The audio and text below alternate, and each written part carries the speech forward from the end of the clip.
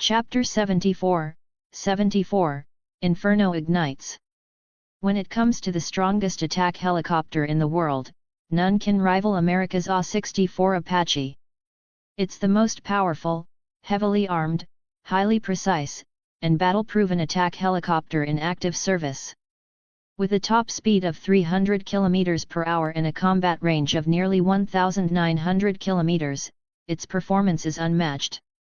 But what makes it truly terrifying is its payload, capable of carrying up to 16 AGM-114 Hellfire missiles at once.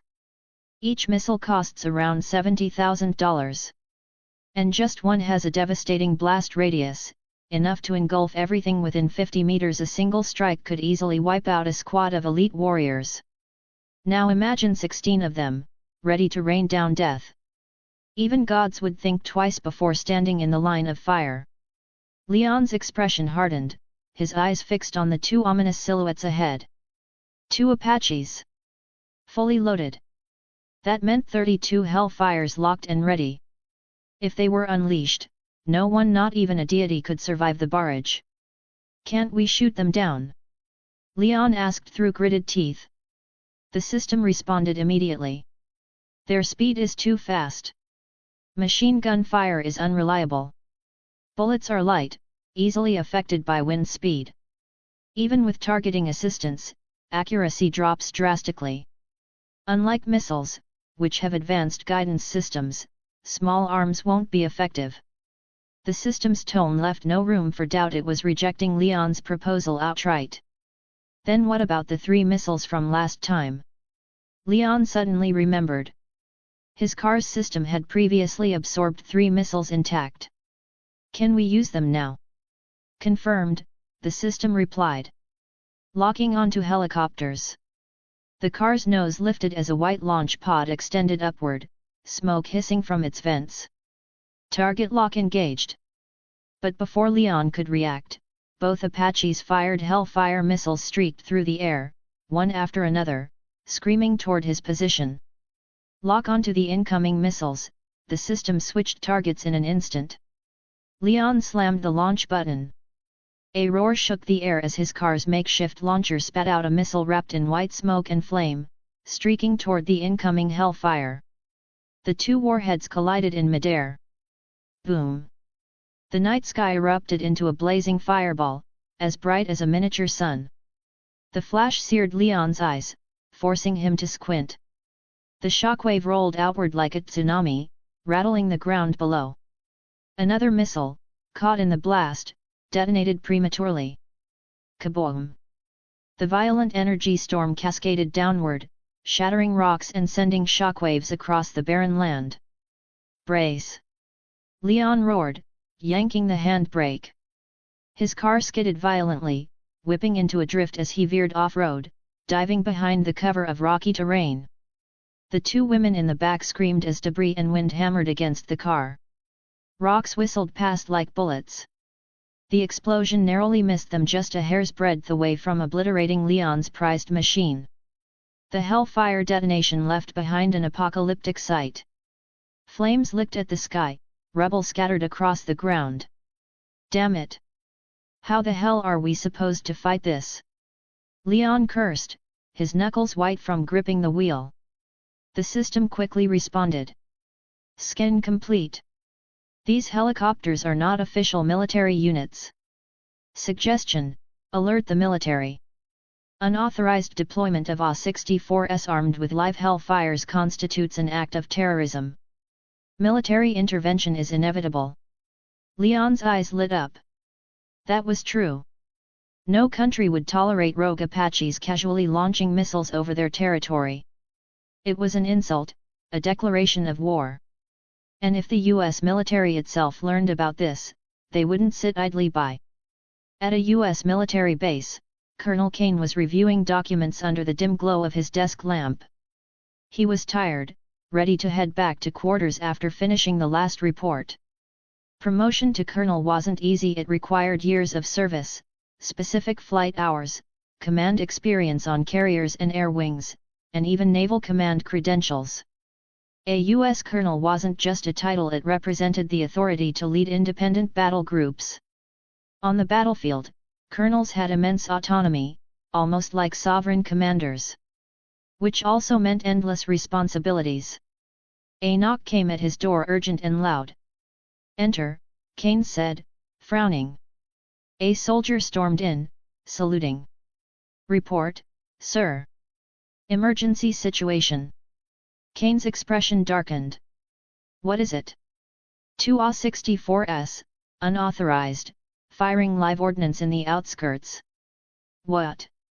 Kane shot up from his chair, his face twisting with fury.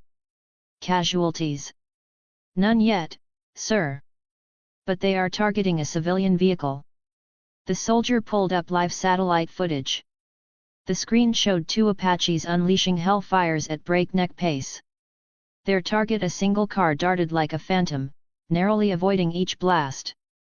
Each explosion shook the earth, often flipping the car's tail dangerously high. It was reckless. Terrifying. "This is terrorism." Kane slammed his desk. His jurisdiction, his command violated by unauthorized Apaches. If word got out, it would be seen as his failure. "Scramble the F-Series jets. Shoot them down. No survivors." His voice dripped with venom. In the United States, nothing was more taboo than terrorism. And this? This was terrorism painted in bold strokes. If he wanted to reassure the Pentagon and keep his rank, there could be only one outcome: annihilation. To ensure success, Kane even dispatched the F-22 Raptors, America's most advanced fifth-generation fighters. With a cruising speed of Mach 1.58, 1,934 km per hour, and combat speed of Mach 2.25, 2,410 km per hour, hunting helicopters was child's play. For Kane, this wasn't just retaliation. It was a message. Meanwhile, Leon focused every ounce of his attention on dodging missiles. The two women in the back were drenched in cold sweat, their faces pale. Each incoming hellfire trailed fire like a streak of death, their shrill whine carrying the promise of oblivion. "Here it comes!" Elena cried, eyes wide with terror. Another missile tore through the night. Leon's hands moved like lightning, jerking the wheel. His car fishtailed wildly, spinning into the rocky plains. The missile struck the ground behind him. Boom! The blast rocked the desert floor, showering them with burning debris. Elena looked back just in time to see the inferno blossoming like a flower of death. Her heart pounded so hard she thought it might burst. "Damn, we barely made it," she muttered, patting her chest in relief. But the Apaches above weren't done. "Just one car," one pilot sneered over the comms. "And they send us? Ridiculous." The other laughed. "Two Apaches, each loaded with 16 Hellfires. That's 32 missiles worth nearly $2.25 million. All to blow up one lousy car." "To hell with it," the first replied. "Let's play with them like cats with a mouse." From their perspective, Leon was nothing more than a rat scurrying below.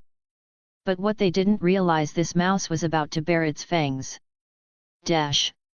Chapter 75, Suffocating Speed.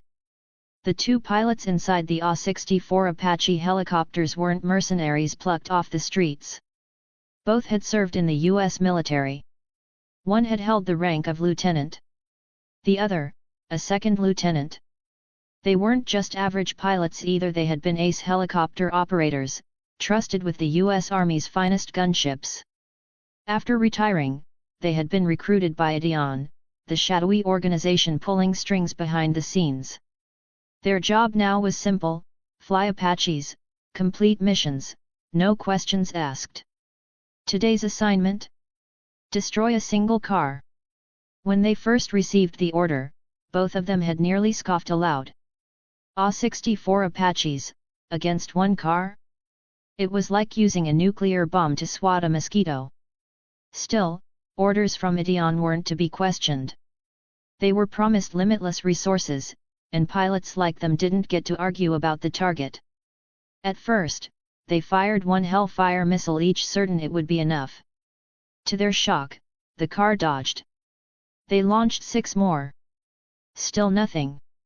The target vehicle refused to die. Frustration turned to disbelief. "TCH, this guy's slippery." The younger pilot snarled. "We've wasted too much ammo. Let's finish him off." "Relax." The lieutenant in command smirked, completely at ease. "Let him run. Once his fuel runs dry, we'll end this with one shot. You think a no-name car like that can last more than 100 kilometers? If it does, I'll eat my rank insignia." They sneered.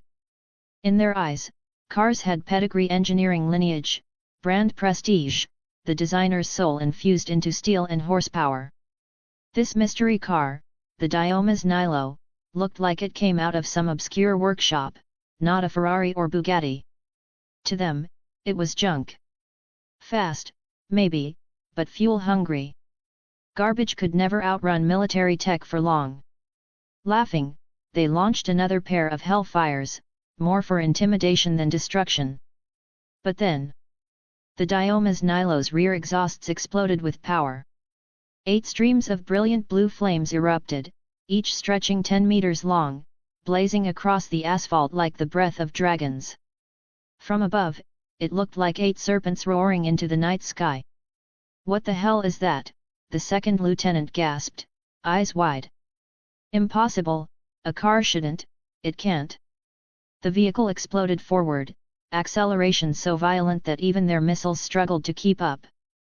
The Dioma's Nilo wasn't a car anymore. It was a fighter jet on wheels. So fast. The lieutenant's composure shattered, his voice trembling. Moments ago, they had mocked it as a rat toying around in the dark. Now, it had transformed into a predator so terrifying it left them breathless. The Apaches pushed their rotors to maximum, but even at top speed, they were falling behind. Even the Hellfire missiles were struggling to lock on. Despair set in. He was supposed to be weak. Why is he this fast? "We're chasing a damn alien, not a car." The truth dawned brutally clear, this wasn't a street racer's machine. It was a war machine disguised as a car. They had been tricked. "We've burned through millions in missiles and munitions, and the target's untouched." The second lieutenant's hands shook on the controls. "Forget it. We retreat." They prepared to peel off. But before they could, a new sound filled the skies.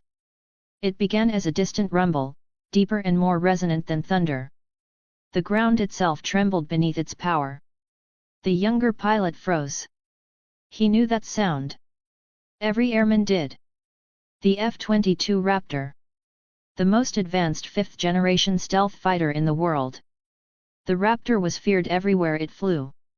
Compared to that, the Apache helicopters were nothing but fragile sparrows. "Run! Run!" the lieutenant screamed, panic overtaking him. But it was too late. 2 streaks of lightning cut through the night sky. Missiles, launched from above. They never even saw the Raptors, only their judgment.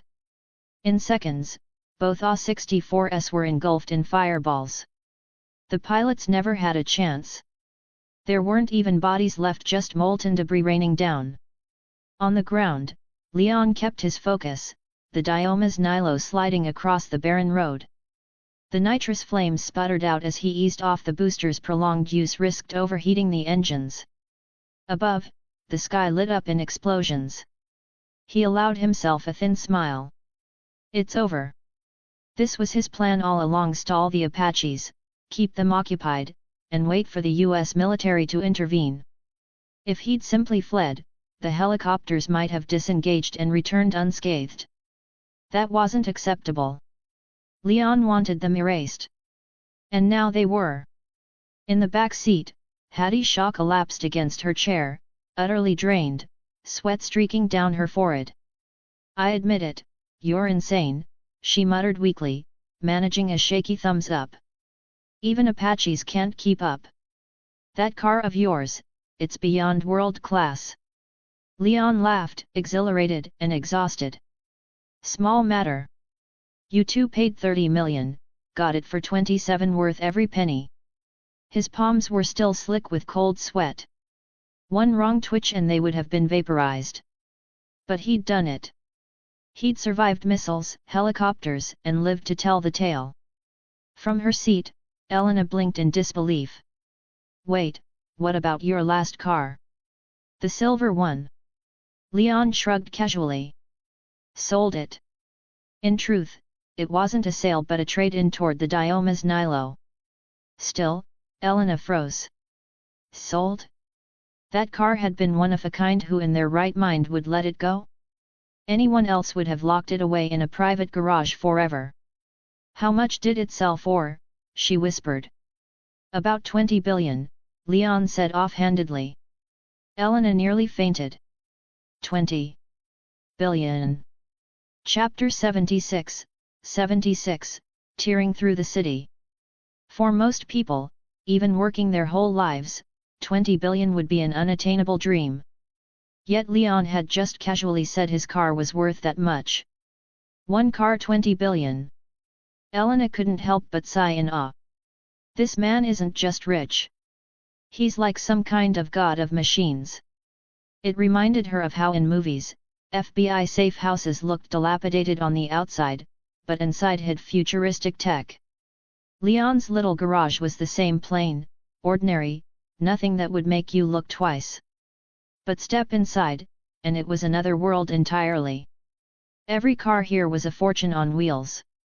She gave Leon a look of open admiration. You're amazing. To sell a single car for 20 billion, you make money easier than anyone I've ever seen. Leon chuckled. The truth was, that number had just slipped from his lips. He didn't even know what the car might really fetch. But if he did decide to sell, it wouldn't go for a cent under 20 billion. Hattie leaned forward with curiosity, her eyes sparkling. And if you really sold it, how much would you want? Leon smirked. 40 billion. Less than that? Not for sale. The two women nearly choked on their own breath. 40 billion.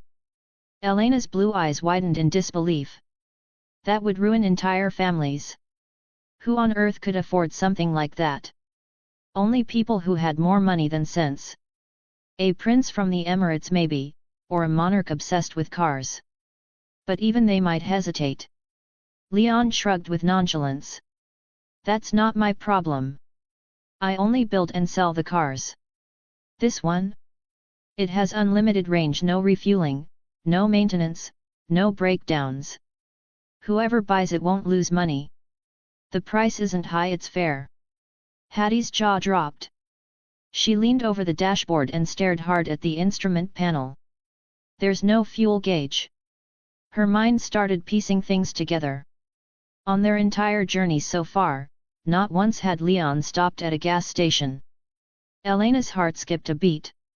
She thought back to the earlier races, same story. Not once did he fill up. At the time, she thought it was just because the tank was full. But now? They had driven thousands of kilometers already. Dozens of gas stations passed by. Not once had they pulled in. Her voice trembled. You've solved the fuel problem. Leon had cracked a challenge that had stumped engineers and scientists for decades, maybe centuries. An unlimited, maintenance-free engine. In Elena's eyes, Leon suddenly wasn't just a mechanic anymore. He was a revolutionary. His little garage now felt like a temple, the birthplace of miracles. Leon only laughed. That's my secret.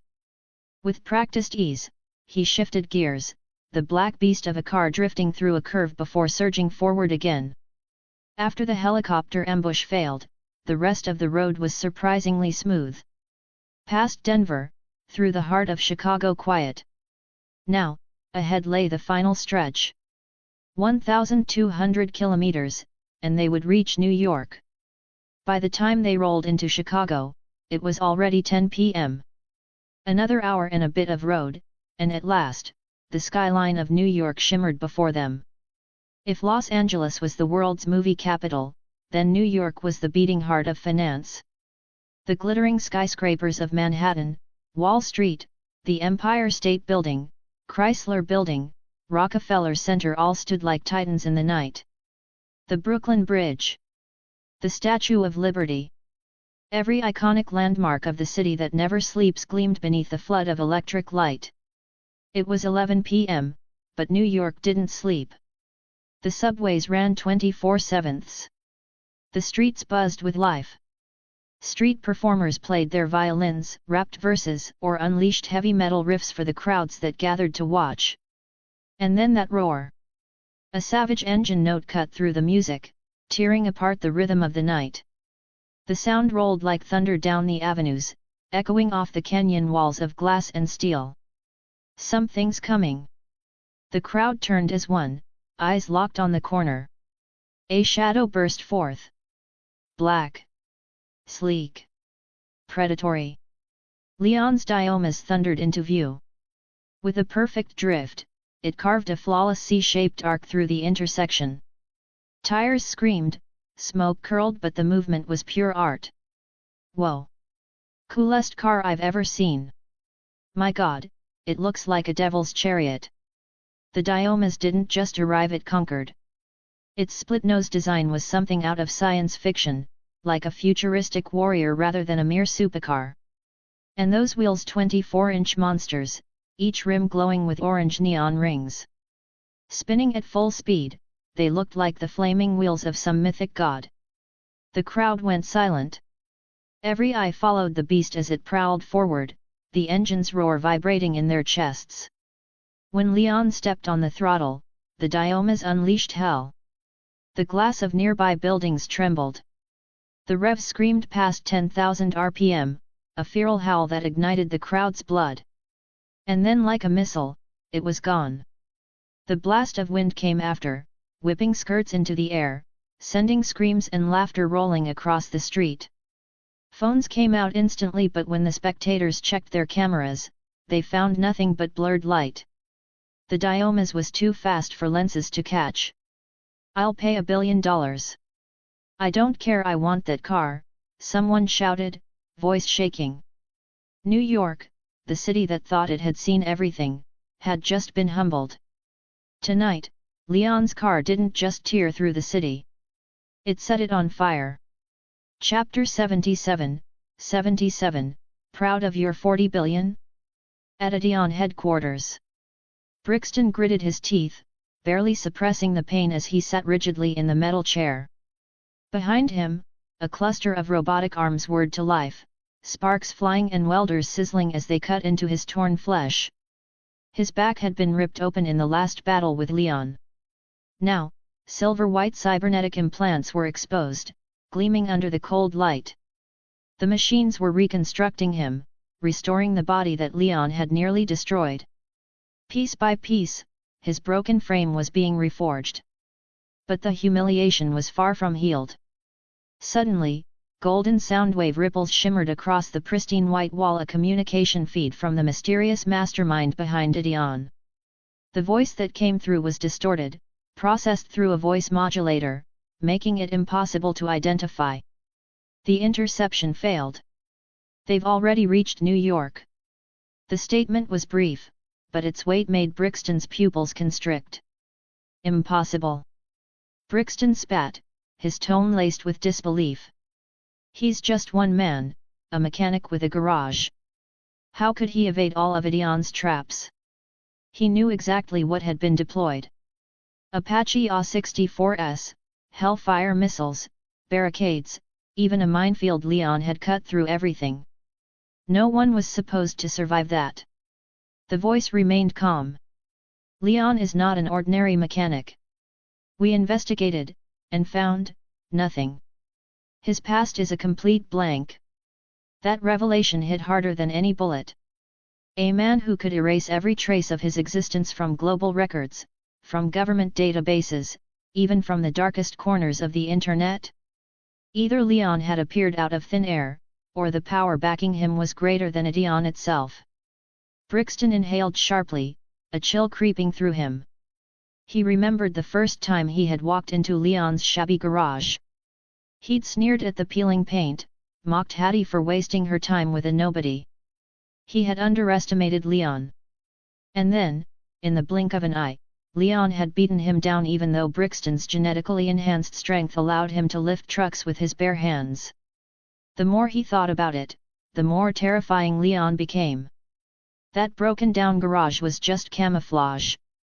Behind it lay secrets Idion desperately needed to crack. The distorted voice continued coldly. We've identified his objective. He's in New York to find Professor Andrek, the one who escaped. Brixton's eyes narrowed. Of course Andrek, the scientist who had once developed genetic serums to cure hereditary diseases. Until Idion twisted his research into a bioweapon, a viral agent designed to rewrite human DNA. Disgusted, Andrek had fled, vanishing from Idion's grip. Everyone assumed he was hiding in some remote village. But no, he had pulled a classic misdirection. Small concealment lies in the wild, but great concealment lies in the city. Andrek had buried himself in the chaos of New York, the world's busiest metropolis. The perfect hiding spot. Brixton clenched his fists. I'll go to New York immediately. Leon may be trouble, but that old man? He won't stand a chance against me. But the mastermind's voice cut him off, harsher this time. No. You will bring Leon back to me. Alive. Alive. Brixton's eyes widened. Just killing Leon would already be nearly impossible. And now the boss wanted him captured alive? The second-generation genetic enhancement serum is ready. It will boost your strength beyond what you've experienced. Use it. And remember, Leon must be taken alive. The intent was unmistakable. They wanted to dissect Leon, to unravel the secret of his impossible power. The communication cut off. Immediately, a robotic arm lowered a syringe filled with glowing fluid, stabbing it deep into Brixton's cybernetic spine. He growled through clenched teeth, veins bulging, as a surge of raw power ripped through him. His eyes burned with fury. Tomorrow, Leon would pay.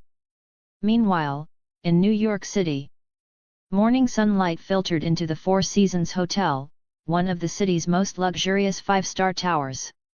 Marble pillars, chandeliers, and sweeping views of Central Park and the Hudson River made it the perfect backdrop for kings of finance, heads of state, or a street racer who just happened to be driving a $40 billion hypercar. Leon stretched lazily in the penthouse suite, poured himself a glass of water, and admired the skyline. Life was good. Ding dong. The doorbell rang.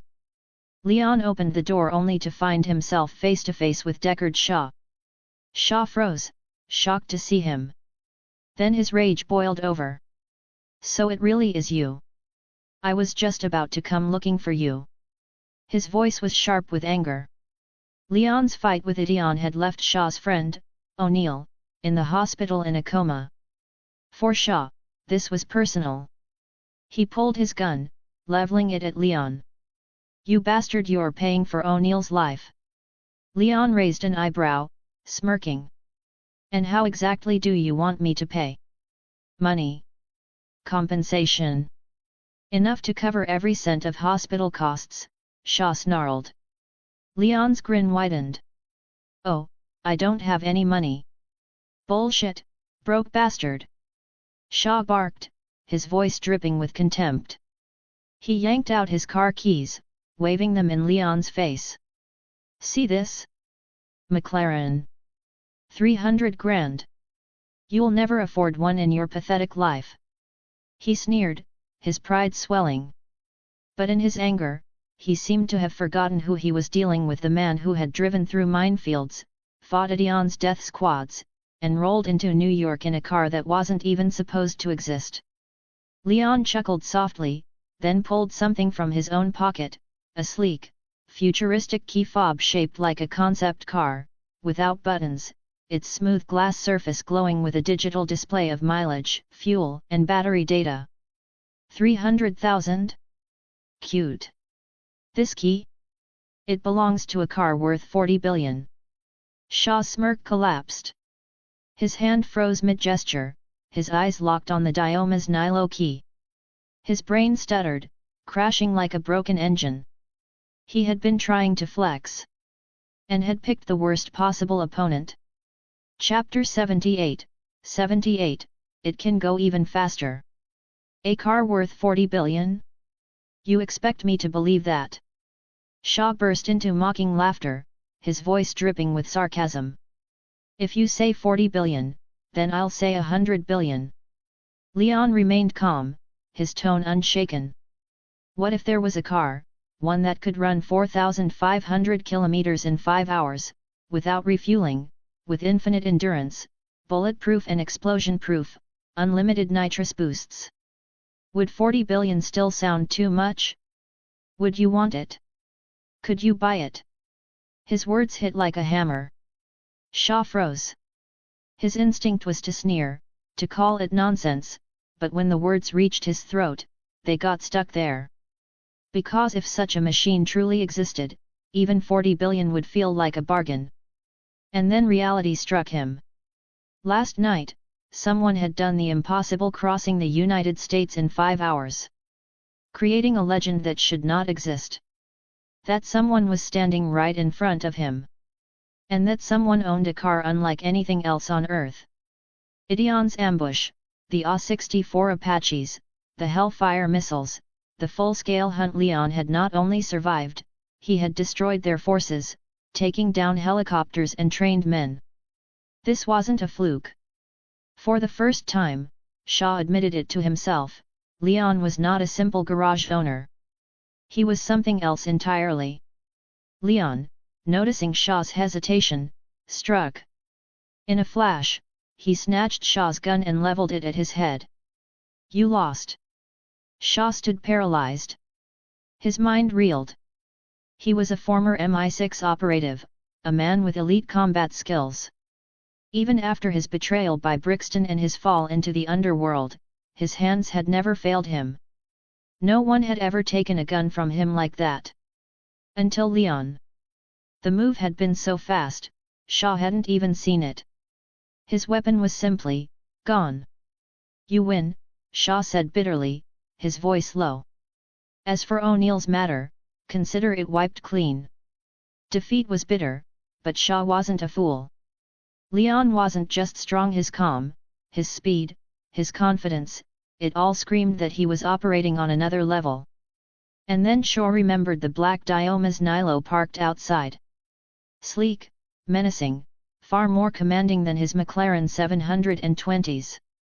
That car alone proved Leon's power and wealth. Ding!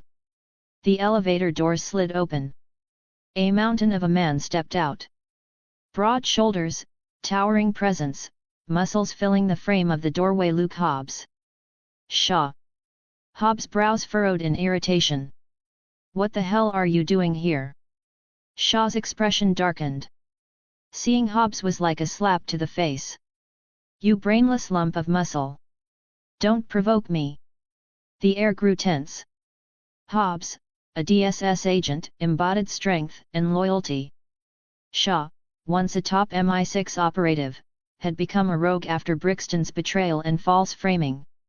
Their histories collided violently. They had fought once before, and Shaw had ended up in prison. Now fate had thrown them together again. But this time, both were here for the same reason. My subordinate, Elena, is in this hotel. Get out of my way, Hobbs barked, glaring. Bullshit, Shaw snapped back instinctively. My sister's in there. Both men froze, eyes swiveling in unison toward Leon. Wait, what? Inside the presidential suite's meeting room, Elena and Hattie Shaw each handed a coffee cup to Hobbs and Shaw. The two men's faces turned pitch black. Especially Shaw's. It looked like he was about to choke on his own fury. Leon had done it again. He had achieved what Shaw could only dream of. And the fact that it involved his own sister, only made the humiliation burn deeper. You two know him? Hobbs finally demanded. Elena hesitated, then nodded. He helped me modify my Porsche. When things got critical, I went to him. He said he could get us to New York in 5 hours, so we trusted him." Her voice trailed off. Hobbs inhaled sharply, his massive chest rising. That question had plagued him from the start: car or plane? From Los Angeles to New York was nearly 4,500 kilometers. By air, about 3,950. On land, impossible. The US had no high-speed rail like Europe or Asia. The Acela Express capped at 240 km per hour, and standard trains rarely exceeded 128 km per hour. Even by private jet, the time window was razor thin. And yet Leon had driven. "How the hell did you do it?" Hobbs asked, astonished. "He's got a $40 billion car," Shaw muttered bitterly, still reeling. "What?" Hobbs blinked. That number didn't make sense. The most expensive vehicles on record, golden Rolls-Royces, bespoke Bugattis, limited hypercars, barely scratched the billions, and even those were more art pieces than machines. But Leon's machine had crossed a continent in 5 hours while under fire from missiles and Apaches. Leon calmly sipped his coffee, unfazed by their disbelief. "Actually, it can go faster. Last night, we were slowed by Idion's ambush. Roadblocks, mines, choppers, hellfires, all of it cost time. Without them, the car could do better." The room went silent. Shaw's jaw tightened until his teeth hurt. Hobbs' eyes widened, trying to process it. "And Hattie and Elena?" They just smiled quietly, watching Leon drop yet another impossible line like it was nothing. This wasn't arrogance. This was reality. Chapter 79, Side Mission, Twin-Engine Chassis. Hattie and Elena exchanged glances, both wearing bitter smiles. "It's fine, it's just that the car was a little too fast," Hattie muttered, still shaken by the memory of yesterday's speed. Remembering how the two women had looked like frightened deer, Leon couldn't help but smile faintly. Hobbs, his eyes wide as a bull, leaned forward with curiosity.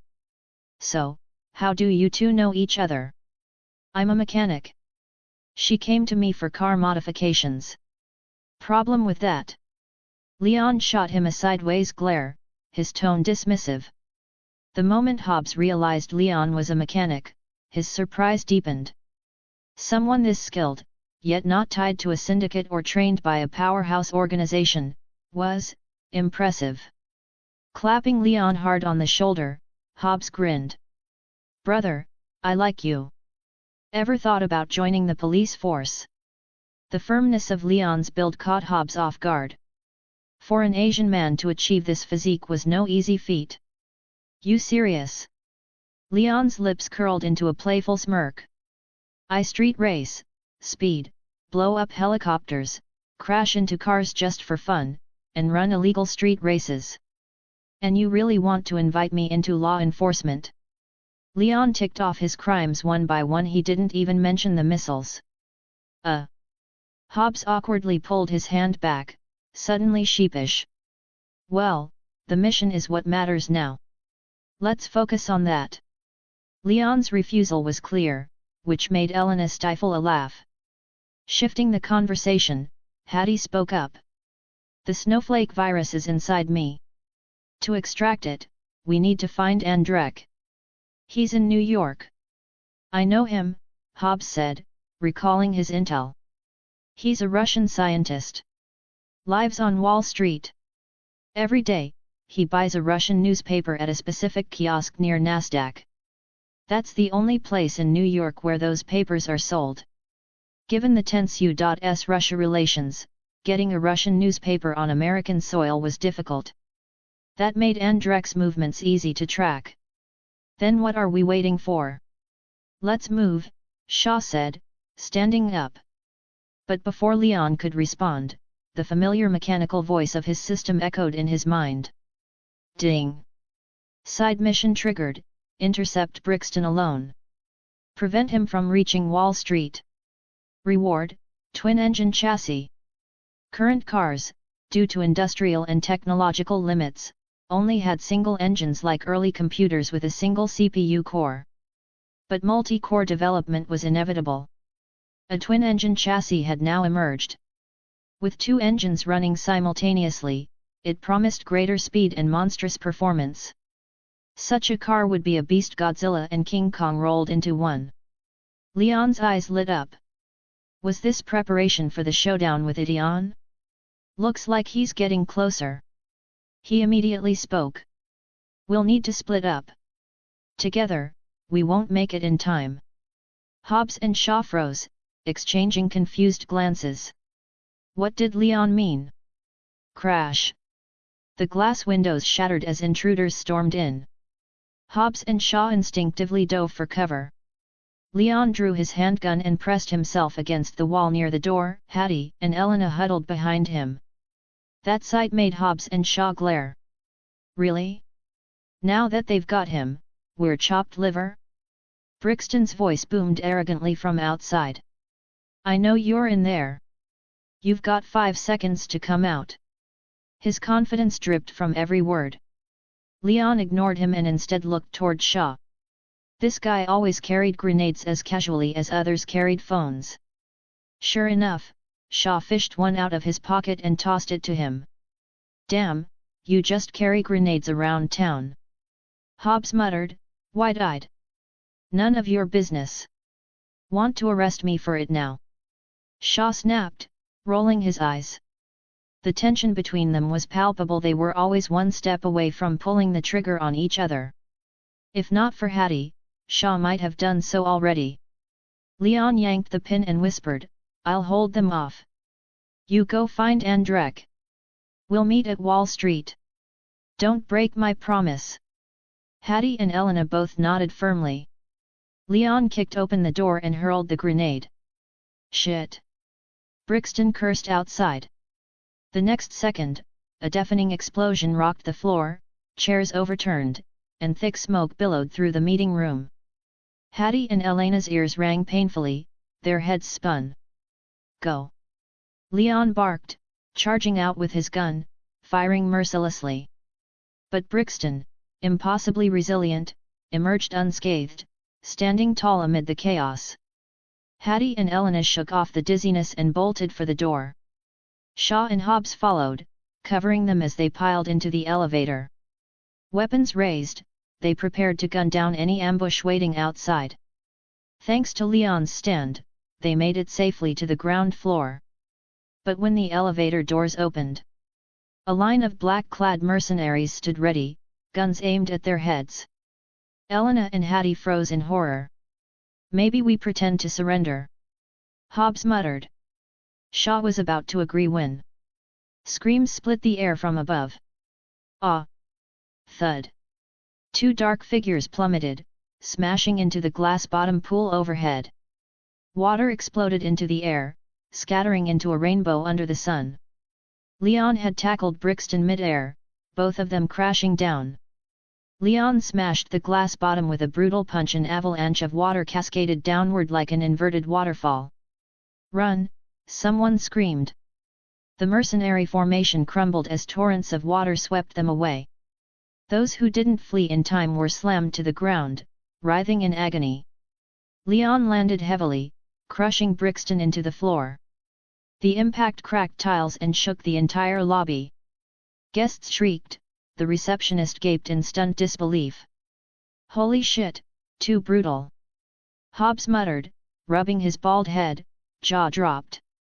I think I understand now, why they follow him, Shaw admitted thoughtfully. Hattie and Elena pursed their lips, as if saying, took you long enough to realize. Come on, we need to get to the cars, Hattie urged. With Leon's monstrous skills, they didn't need to worry about him. If anything, they should be worried whether Brixton could even survive. The 4 of them sprinted toward the parking garage. Chapter 80, Triumph Motorcycle Transformation. Outside the hotel doors, Leon swung his fist again and again, smashing it into Brixton's face. Damn, he's hard as hell, Leon muttered, channeling brutal strength into each blow. Brixton's mouth twisted, his jaw dislocated from the impact. His heart burned with humiliation. He had upgraded to second-generation gene enhancements, thinking he could crush Leon. But even now, he couldn't fight back. Was he the most pitiful cyborg alive? Brixton wanted to spit blood, resentment boiling in his chest like, why was I even born if someone like Leon exists? Leon raised his fist again, but this time Brixton roared, summoning his strength. He caught Leon's punch with both hands. Boom! The impact was like a missile detonating. Even with metal bones, Brixton's arms almost snapped under the pressure. VRRRMMM. A deep engine growled. Brixton summoned his heavy cycle motorcycle. Leon turned in surprise as a self-balancing pod skated toward them, then, right before their eyes, it transformed. Gears churned, panels shifted, and its body expanded, morphing into a full-blown motorcycle. It roared straight toward Brixton. Leon leapt aside just in time. Brixton sprang up, grabbed the handlebars mid-motion, and flipped smoothly onto the saddle. His movements were sharp and seamless, as if man and machine were one. A single wave of his hand and the bike responded instantly, rushing to his side. The style was sleek, the technology almost arrogant. Ideon's research is terrifying, Leon thought grimly. They've completely rewritten what I thought was possible. Brixton twisted the throttle. The Triumph's engine bellowed, tires spitting smoke as he shot forward, tearing away from the hotel. Damn it, trying to run. Leon snarled. From the underground parking lot, Diomas suddenly awakened. Its headlights flared like eyes opening, its deep growl shaking the walls. Leon sprinted toward it. As the car neared him, its door panels slid open. Leon leapt, and Diomas executed a perfect drift, spinning 720 degrees to scoop him inside the driver's seat before slamming the doors shut. The wheels screeched as it rocketed out of the garage. Onlookers froze, dumbstruck. Phones slipped from hands, jaws dropped wide open. That wasn't just autonomous driving, the car had maneuvered with intelligence beyond human skill. Tell me I'm not crazy, did that car just catch him? This AI is insane, it drives better than I do. Look at that tire arc, perfect geometry. People cursed themselves for not recording it, such a moment would have dominated East Coast headlines. But the car had no license plate, and it moved far too fast to track. Even if it had plates, US plate systems were so chaotic, colors, state tags, random alphanumeric mixes, that identifying it would have been nearly impossible. The crowd was left only with the memory of a mysterious, godlike machine disappearing into the distance. Brixton's Triumph was fast. But Leon's Diomas was faster. His eyes hardened as he shifted gears, the engine's roar building into a thunderous crescendo. The streets erupted into chaos, cars swerving aside, pedestrians scattering, screams and panic in every direction. Leon locked his gaze onto the Triumph. He recognized the brand, Triumph Motorcycles.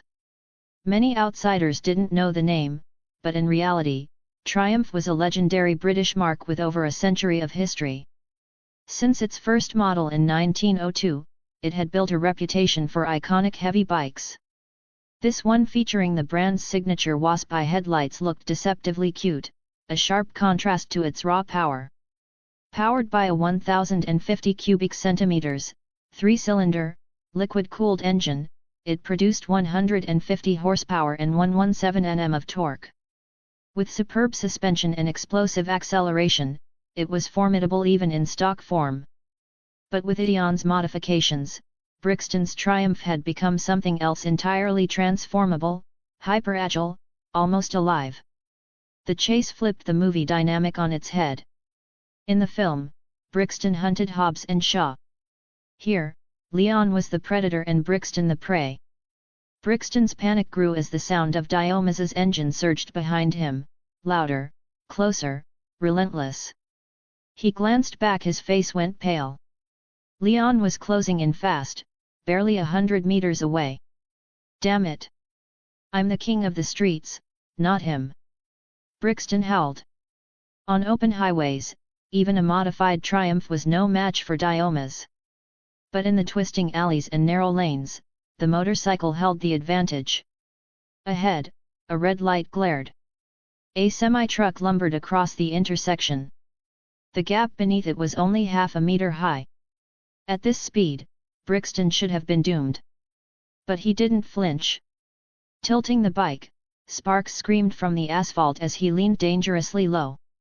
At the last second, the Triumph transformed again, its frame compressing just enough to slide beneath the truck. Brixton's helmet nearly scraped the undercarriage just inches away from death.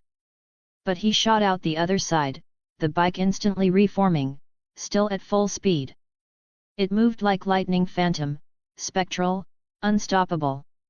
Not only could it transform shape on command, but it could also adapt mid-ride, even allowing riders to remount effortlessly with a single step. It was a machine designed for fluid motion, alive with agility. Leon, however, faced a problem. The closer the speed, the longer the braking distance, and at this range, even an emergency stop wouldn't save him from ramming the semi head-on. Shit! Leon cursed, stomping the brakes and jerking the wheel. Diomas screamed, tires shrieking as it skidded violently, the chassis grinding against the road. And the car slammed toward the truck. Chapter 81, Critical Strike Against the Villain. Leon's speed was blistering, and the Dioma's Nilo shot forward like a fired shell, streaking through the street like living lightning. Even though Leon swerved hard to avoid disaster, the car's momentum was too great. Bang! The sound of the impact echoed like a heart-stopping thunderclap. The entire street froze. Pedestrians gasped, jaws slack, eyes wide as they watched the impossible scene unfold. The Dioma's Nilo had slammed straight into the wheels of a massive truck. And yet, instead of shattering into twisted wreckage, its unique liquid metal body absorbed the force. Like gelatin rippling from a stone's drop, the car's body flexed, waves of metallic resonance spreading across its surface. No glass shattered. No frame collapsed. The hypercar stood unbroken. The only casualty? The truck itself. Groaning under the redirected force, the giant container truck swayed, its balance lost. Before tens of thousands of stunned onlookers, the rig toppled, slamming onto its side. Boom! The container hit the pavement with terrifying force, crushing two passing sedans into flat metal pancakes. Their drivers had no chance. Oh my God! I was just shopping, and this happened. What the hell was that? I swear I saw the supercar ram the truck, but the truck's the one that flipped. Phones shot up everywhere. Crowds surged forward, desperate to capture this insane moment. Leon's car was still pristine. Not a single crack on the glass. Not even a dent. Holy crap, that car has to be worth $1 billion. Just the glasswork alone military grade for sure. It's the most badass ride I've ever seen in New York. Some brave spectators tried to approach for close ups. But the Dioma's Nilo's engine roared, low and menacing, like a predator waking from slumber. The sound shook the ground, primal and dangerous. The crowd stumbled back in fear. One man even dropped his phone, the screen shattering against the pavement. Leon pressed the clutch, shifted, and floored it. The Dioma's Nilo howled to life, reborn with savage energy. The tires shrieked against asphalt, smoke curling as the handbrake was loosed. And the car blasted forward like a black bullet, kicking up a cyclone of wind in its wake. The audience stood frozen, breathless, conquered by raw speed. Call the supercar dealers. I don't care what it costs, I want that car. I'll pay $1 billion right now. $5 billion if you find the owner, he will sell. $10 billion. I don't care. That car is mine. New York's hidden billionaires revealed themselves one after another. But none of their offers mattered. Leon's own valuation for the Dioma's Nilo was $40 billion, a price beyond greed, beyond reach. Meanwhile, across the wreckage, Brixton on his Triumph motorcycle, enhanced with cybernetic augmentations, looked back at the overturned truck and broke into wild laughter. Ha ha ha! The king of the streets is me, he shouted, arrogance radiating. A mechanic trash like Leon dares to stand against Idion? Pathetic. To him, Leon was already finished, crushed beneath steel and ruin. But fate had other plans. From behind the wreckage came the thunderous growl of the Dioma's Nilo, intact and merciless, its headlights blazing straight at Brixton. Shit! Brixton cursed, twisting the throttle desperately. The Triumph launched upward. But Leon's hypercar's aerodynamic curves acted like a perfect ramp. Brixton and his bike flew into the air, soaring 3 stories high. Gasps filled the street. Is this a stunt show? He's flying. But Brixton wasn't performing, it was survival. And survival wasn't guaranteed. His arc ended over a double-decker tourist bus. He slammed into its side with a sickening crash, carving a gaping hole before tumbling violently across the pavement. His helmet cracked, body ragdolled, and he skidded dozens of meters before coming to a stop, broken and humiliated. The cybernetic black Superman had fallen. And at that moment... Ding! Task complete. Reward unlocked, dual-engine chassis upgrade. The system's comm chime rang in Leon's mind. Grinning, Leon gave Brixton a middle finger, dropped gears, and drifted hard, the Dioma's Nilo pirouetting gracefully as if mocking gravity itself.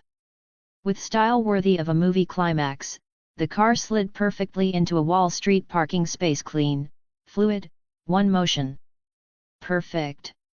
Across the street, in a cafe, a man with a rugged beard watched, his eyes sharp. This man is not ordinary. This was Toby Marshall, the legendary street racer from Need for Speed. Chapter 82, A New Myth on the West Coast. When Dominic Toretto and O'Neill were still battling for supremacy on the West Coast, the East Coast had already crowned its own racing god. That title belonged to Toby Marshall. In his legendary duel against Allen on the East Coast, Toby, driving the SSC Tuatara, armed with monstrous horsepower and sheer willpower, seized victory. His dominance earned him the title of God of the East Coast. It wasn't just a win. It was an annihilation. An unforgettable feat that became the pride of the East. The SSC Tuatara was no ordinary car.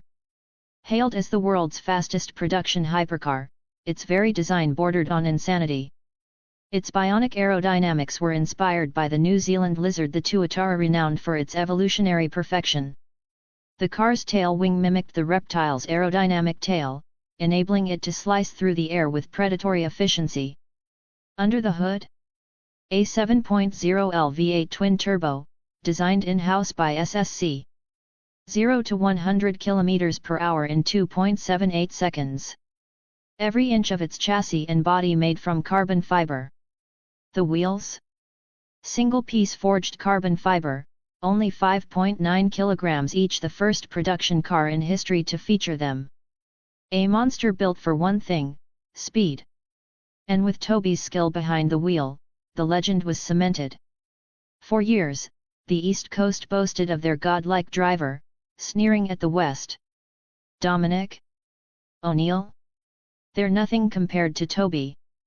To the East, there was only one name worthy of America's racing god, Toby Marshall. That day, Toby was sitting outside a cafe in New York, the tuatara parked like a caged beast at the curb. The moment he heard the Dioma's Nilo's engine note, his eyes sharpened. As a man who'd started out as a blue-collar mechanic, Toby could identify any car just by listening to the exhaust. Ferrari, Maserati, Porsche, every note was etched into his memory. But this was something else. The sound was vicious, untamed. Like a predator bursting free from its cage, hunting with bloodlust.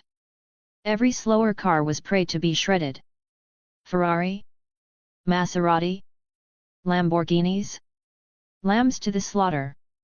Only titans like Aston Martin Valkyrie, Koenigsegg Jesko, or SSC itself could stand toe-to-toe. When Toby saw Leon drift park the Dioma's Nilo into a tight Wall Street space with a spiral flourish, his blood boiled. That kind of precision driving? Equal to his own. Maybe, even beyond. An East Coast challenger, hey. Toby muttered, eyes never leaving the car. Beside him, his friend Benny sipped his coffee, then scoffed when he saw Leon step out. An Asian face. Young. Broad-shouldered, muscular more than most white men. But Benny didn't see strength. He saw insult. Not a white guy? No way he's your rival. Benny sneered. Asian drivers? Please. They can't hold a candle to us. He's not even fit to lace your boots. Benny worshipped Toby blindly. To him, the East Coast god was untouchable. Toby shook his head, unfazed. Don't be so sure. Word is, the West Coast already crowned their own god. Benny blinked. What, Dominic? Or O'Neill? To him, Dominic Toretto, the West Coast legend of muscle cars and family, was the obvious choice. And O'Neill had both money and connections. Surely one of them. Toby's reply hit like thunder. Neither. He glanced out at Leon, who was on his phone across the street. They both lost. To him. His name is Leon. Benny's jaw dropped, his coffee nearly spilling. Dominic lost. O'Neill lost. Both defeated by an Asian. This is impossible. In America, whites rule racing. No way some Asian beat them. Benny's voice cracked, panic laced in his tone. Not only did he beat them, Toby said bitterly, on the way here he also shattered the Death Swish Canyon record. Just to pass the time. Wait, shattered it. Benny's hands shook. His throat went dry. The Death Swish Canyon, a notorious death trap of a racing course. Every year, countless drivers perished trying to conquer it. Even Toby himself had avoided it, deeming the risk too high for his career. But Leon? He'd done it. Easily. And he was still here. No, no way. He must have cheated. Benny stammered. I wish he had. Toby shook his head, face grim. But no. He was hunted the whole race, guns, rockets, even helicopters firing missiles at him. And still, he won. If anything, all that slowed him down. Without the attacks, his silver Marauder might have broken the world speed record outright. Benny sat frozen, pale, his worldview crumbling. For the first time in his life, he felt fear. The West Coast picked a true god this time, Toby murmured, almost in awe. Even with the mighty Tuatara at his command, Toby knew. There was no such thing as eternal dominance. No car stayed king forever. And this new Asian driver might just end his reign. Benny finally croaked, when are you two racing?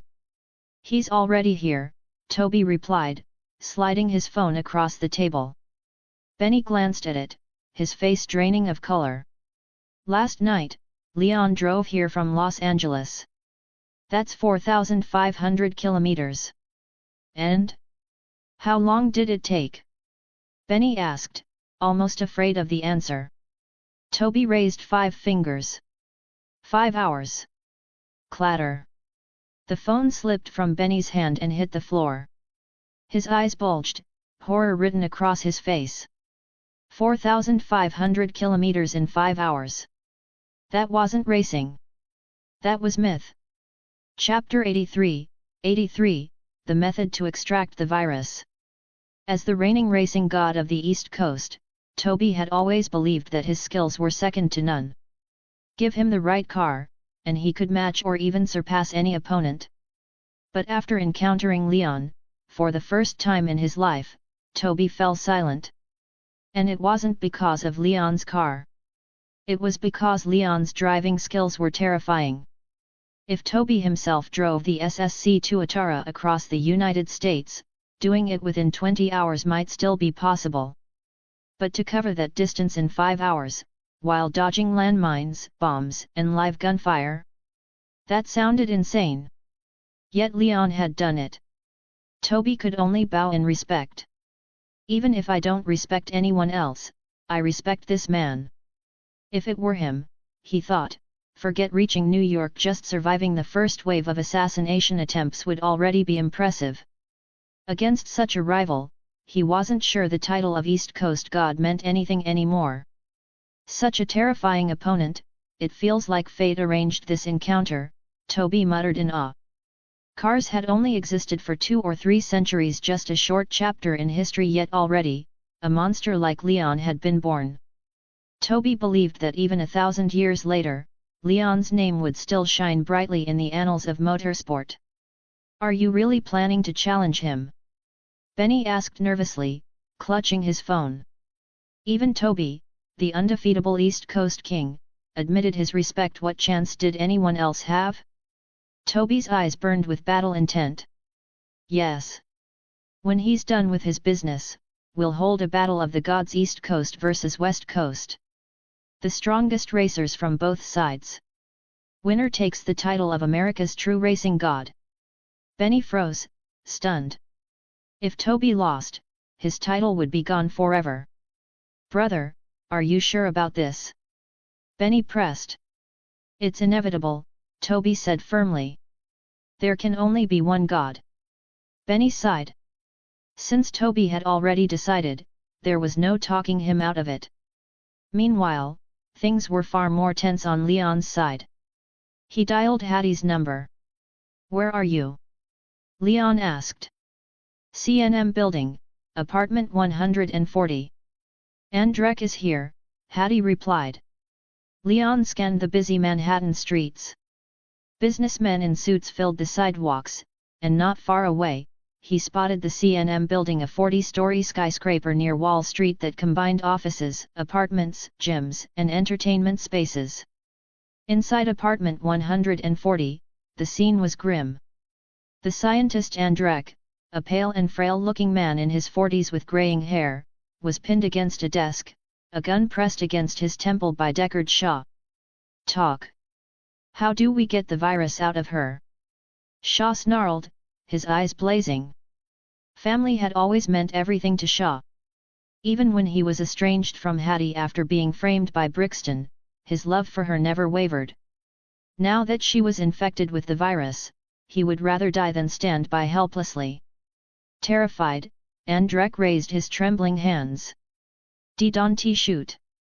There's a way, but both methods are extreme. Luke Hobbs slammed his fist on the table so hard the wood dented. We don't care. Just talk. Andrek flinched, stammering. The first method, kill her. If she dies, the virus becomes inactive and can't spread. Hattie's face turned pale, her body trembling. She nearly collapsed, but Leon quickly supported her. Don't worry. There's still a second method, Leon reassured her. Andrek hesitated, his eyes filled with doubt. The second method, the snowflake virus, was developed at Leon's headquarters. Inside, there's a machine that can extract the virus. But... Shaw's eyes narrowed. Where is it? Don't tell me it's in Mexico. Andrek shook his head. No. It's in Detroit. That shocked everyone. They hadn't expected Ideon to build a base inside the US itself. Detroit was the perfect hiding spot, once the proud Motor City, but after the 1970s, it had crumbled. Factories abandoned. Crime rampant. A city where murder, theft, and carjacking happened daily and no one cared. A place where you could kidnap test subjects off the street, and nobody would intervene. From New York to Detroit is 1,000 kilometers, Shaw calculated. That's at least 5 hours of driving. Andrek suddenly added. You still have 72 hours. Once that time passes, the capsule will dissolve, and not even God himself can save her. Hobbs scowled. 5 hours is too long. Ideon will mobilize defenses before we even get there. Leon raised a finger. We don't need 5 hours. I can do it in 90 minutes. Everyone, Hobbs, Shaw, even Andrek, stared in shock. 90 minutes to cover 1,000 kilometers? Was he serious? Chapter 84, The Madness of Diomas. Hobbs came from Washington, Shaw from London. One was from the East Coast, the other from England. Neither of them knew much about the West Coast scene. Especially since they weren't part of the racing underworld, how could they possibly know Leon's legendary feats? Even if word spread that the West Coast had already crowned its own car god, it would still take time for that reputation to ferment. And whether the rest of the country would acknowledge his strength, that was still a big question mark. So when Leon said he could cover 1,000 kilometers in just 90 minutes, both Hobbs and Shaw thought he was completely insane. Impossible. Even if your car hit 500 kilometers an hour, you'd still need 2 hours. Andrek screamed. From a scientist's point of view, his logic was sound. At extreme speeds, fuel consumption skyrocketed. Wear and tear on the vehicle multiplied. And tire degradation became critical. To him, making it to Detroit in 2 hours would already be a miracle. But 90 minutes? He refused to believe it. Hobbs was stunned too. His mind drifted back to last night's conversation, when he overheard whispers that Leon's team had reached New York in 5 hours. The thought made him suck in a cold breath. You're not seriously telling me you drove all the way here last night? 5 hours. He still didn't believe it. His assumption was simple: they must have driven to an airport, then used a private plane to transport the car to New York. Or maybe they leveraged some shadowy connections to smuggle the vehicle by air. Because in Hobbs's eyes, no car could possibly run 4,500 kilometers in just 5 hours. But now, Leon was saying he'd cover 1,000 kilometers in 90 minutes. Did that mean what happened last night was real? The very thought made Hobbs's head spin. Elena, however, nodded calmly. That's exactly how we got here. Hiss. Hobbs, Shaw, and Andrek all gasped, their eyes widening in shock. Was this man's driving even crazier than they imagined? Damn. No wonder O'Neill lost to you. I guess he had it coming, Shaw muttered. He'd once thought about avenging O'Neill. But after seeing Leon's capabilities firsthand, he realized the truth. On the road, Leon was unbeatable. Leon scoffed. If O'Neill hadn't tried to ram me that day, he wouldn't be lying in a hospital right now. Play stupid games, win stupid prizes. Fair and square. To Leon, it was simple: if you scheme against others, you'd better be prepared for the same in return. O'Neill brought it on himself. Shaw sighed. He gave up on his revenge fantasy. Even if he tried, he wasn't confident he could win. O'Neill had been a kindred spirit, sure, but not worth throwing his own life away. Hobbs, meanwhile, suddenly thought of something important. Your car, can it even fit all of us? Leon shook his head. No. At most 3 passengers, not counting the driver. Sports cars weren't known for spacious interiors. Some only seated 2. The Diomas was already generous with 4 seats, but that was the max. And with Hobbs's massive frame? Forget it. No chance he'd squeeze in. I suggest Hattie, Elena, and the dog doctor ride with me. You 2 follow in another car, act as support. I told you, my name is Andrek, not dog doctor. Andrek protested. Leon gave him a cold side glance and didn't bother replying. After all, what kind of scientist designed a virus like this? If that wasn't mad dog behavior, what was? If it were up to Leon, Andrek deserved scorn, not recognition. I'm fine with that, Shaw interjected, pulling out a slip of paper. He handed it to Leon. This is Giselle's contact info. When you reach Detroit, find her. She'll help you. Though Shaw wasn't American, he still had some influence stateside. Giselle was one of those connections. Leon raised an eyebrow. And who is she? She was Braga's navigator. I've got a decent relationship with her, Shaw admitted bluntly. At this, Hobbs's face darkened. Wait, you know Braga? Where is he? I've been trying to put that bastard away for years. Shaw sneered. None of your damn business. The tension crackled immediately. One righteous, one rogue, they were like fire and water, bound to clash. The only reason they weren't at each other's throats already was their shared mission.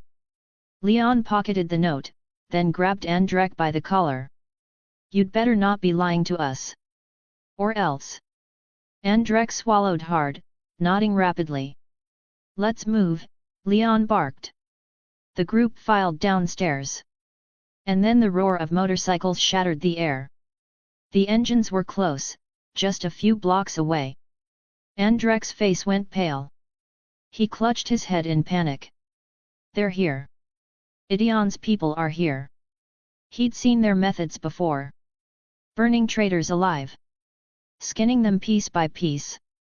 Andrek, once part of their ranks, was the ultimate traitor. With the knowledge he carried, Idion would make sure his punishment was unimaginably brutal. Cold sweat poured down his face. Leon didn't waste time. Stick to the plan. Hattie, Elena, get in my car. Whir. The headlights of the Diomas blazed to life, its low growl echoing through the street. The monstrous hypercar rolled forward on its own, stopping right by Leon's side. Shaw eyed the beast, then glanced at his own McLaren 720s.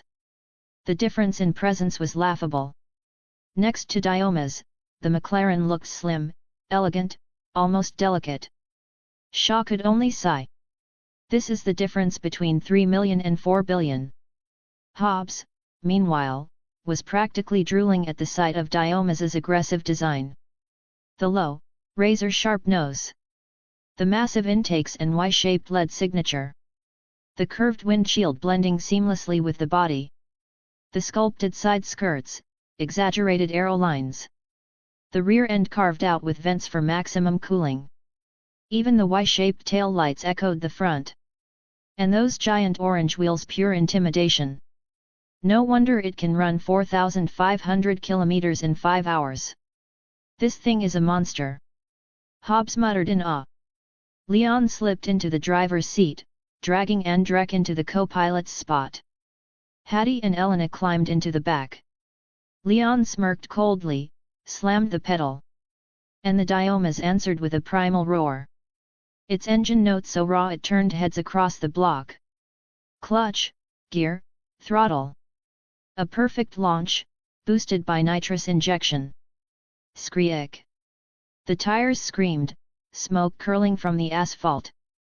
The car shot forward instantly, speedometer blasting past 200 km per hour in seconds. This was no car. This was a beast unleashed. And against such madness, no one on the street could even dream of keeping up. Chapter 85, SSC Warm-Up Run. The Diomas roared ahead, when suddenly a formation appeared in the distance.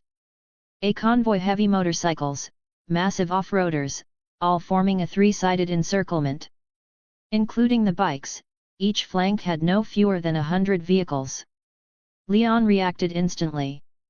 He yanked the handbrake, flicking the wheel. The Diomas swung into a brutal drift, tail sliding sideways across the asphalt. Inside the cabin, Andrek's face drained of blood. Holy sh*T, does he have to drive like this? He felt as though his very soul was being whipped out of his body. As Leon powered out of the curve and prepared to accelerate, a sleek white machine suddenly slid up beside him, running door to door. It was the SSC Tuatara, the so-called world's fastest production car. 0 to 100 in 2.8 seconds. Its reputation for explosive performance was well earned. Leon turned his head. The driver was a young man radiating sharp maturity, someone Leon didn't recognize. The stranger caught his gaze and smiled, even giving a little wave. Leon's brow twitched. The hell is this clown doing? He muttered. Was this guy trying to flirt or trying to provoke? He wasn't passing, wasn't slowing down, just sticking by Leon's flank, locking his rhythm. "Trying to challenge you, maybe," guessed Elena, glancing out the window. She didn't know him. As a West Coast native, she wasn't familiar with all the East Coast racers. Hattie, however, stared harder. Then it clicked. That's Toby Marshall, East Coast's so-called car god. The Tuatara is his signature ride. I've seen his file before. Her voice carried an edge of recognition. As an agent, Hattie had sifted through countless dossiers. Toby had been on federal radar for a long time, marked, tracked, flagged. An FBI priority watch case. So that was it. He wanted a race. Leon's lips curled into a grin. So that's how it is. The Tuatara was pure engineering savagery. A biomimetic-inspired design, its very name meant giant lizard. The silhouette screamed futurism: low prow, domed canopy roof, and a knife-like profile, stripped of gimmicks, built for one thing: raw speed. The front fascia, razor-sharp intake, full carbon fiber accents, lead eyes like predators. The rear, scooped out with cavernous vents, balancing weight savings with brutal cooling for its monstrous engine and brakes. Its Y-shaped taillights mirrored the headlights' aggressive symmetry. 19-inch front wheels, 20-inch rears, lightweight carbon fiber forged into a multi-spoke pattern. If Leon's Diomas was a beast forged in fire, Toby's Tuatara was a reptilian predator honed by science. Two kings, side by side. Behind them, the black river of motorcycles surged, 100 exhausts growling like an oncoming storm. The air vibrated with menace. Leon's grin widened. Speed? Fine. Let's see what you've got. He stomped the accelerator. The Diomas unleashed a roar so brutal it felt like it could tear the street itself apart. A few minutes earlier, Toby had spotted Leon and his eyes had lit up. Perfect. Let's warm up with him. Now, the Tuatara howled. The beast lunged forward like a lizard in full sprint, straining to keep pace with Leon. Within moments, it was door-to-door again. On the passenger seat, Benny went pale. Jesus Christ, this is a city street, he shouted. The cars were already threading traffic at over 200 km per hour. Toby didn't even flinch. Relax. 200's nothing. The arrogance dripped from his tone. Benny, however, was practically glued to the window, watching Leon's Diomas chew up the tarmac like a monster let off its chain. You really think this guy is the West Coast car god? He doesn't look like. Then Benny caught sight of the rear view. The motorcycle convoy, a black flood, was bearing down on them, also pushing 200 plus. His throat went dry. Even if Leon was some West Coast legend, how could anyone outrun that? Cut it out already, Toby. If East Coast and West Coast gods clash now, what happens to the rest of us? Benny's voice trembled. But Toby's jaw set. No. This won't end here. We'll settle it in New York. The Diomas beside them snarled louder. Leon pushed harder, pressing the accelerator all the way. The engine note wasn't just loud, it was apocalyptic. Benny's eyes went wide. He's accelerating even more. The impossible unfolded before him. The Diomas began to pull away, inch by inch, overtaking the Tuatara. And then the gap widened. Toby's heart skipped. He flicked his eyes to the digital dash. Damn it, already 240 km/h. In the city. Threading traffic. 240 was beyond reckless, it was lunacy. And yet Leon was still pushing. The Diomas danced through gaps as if traffic wasn't even there. At that speed, one mistake meant death.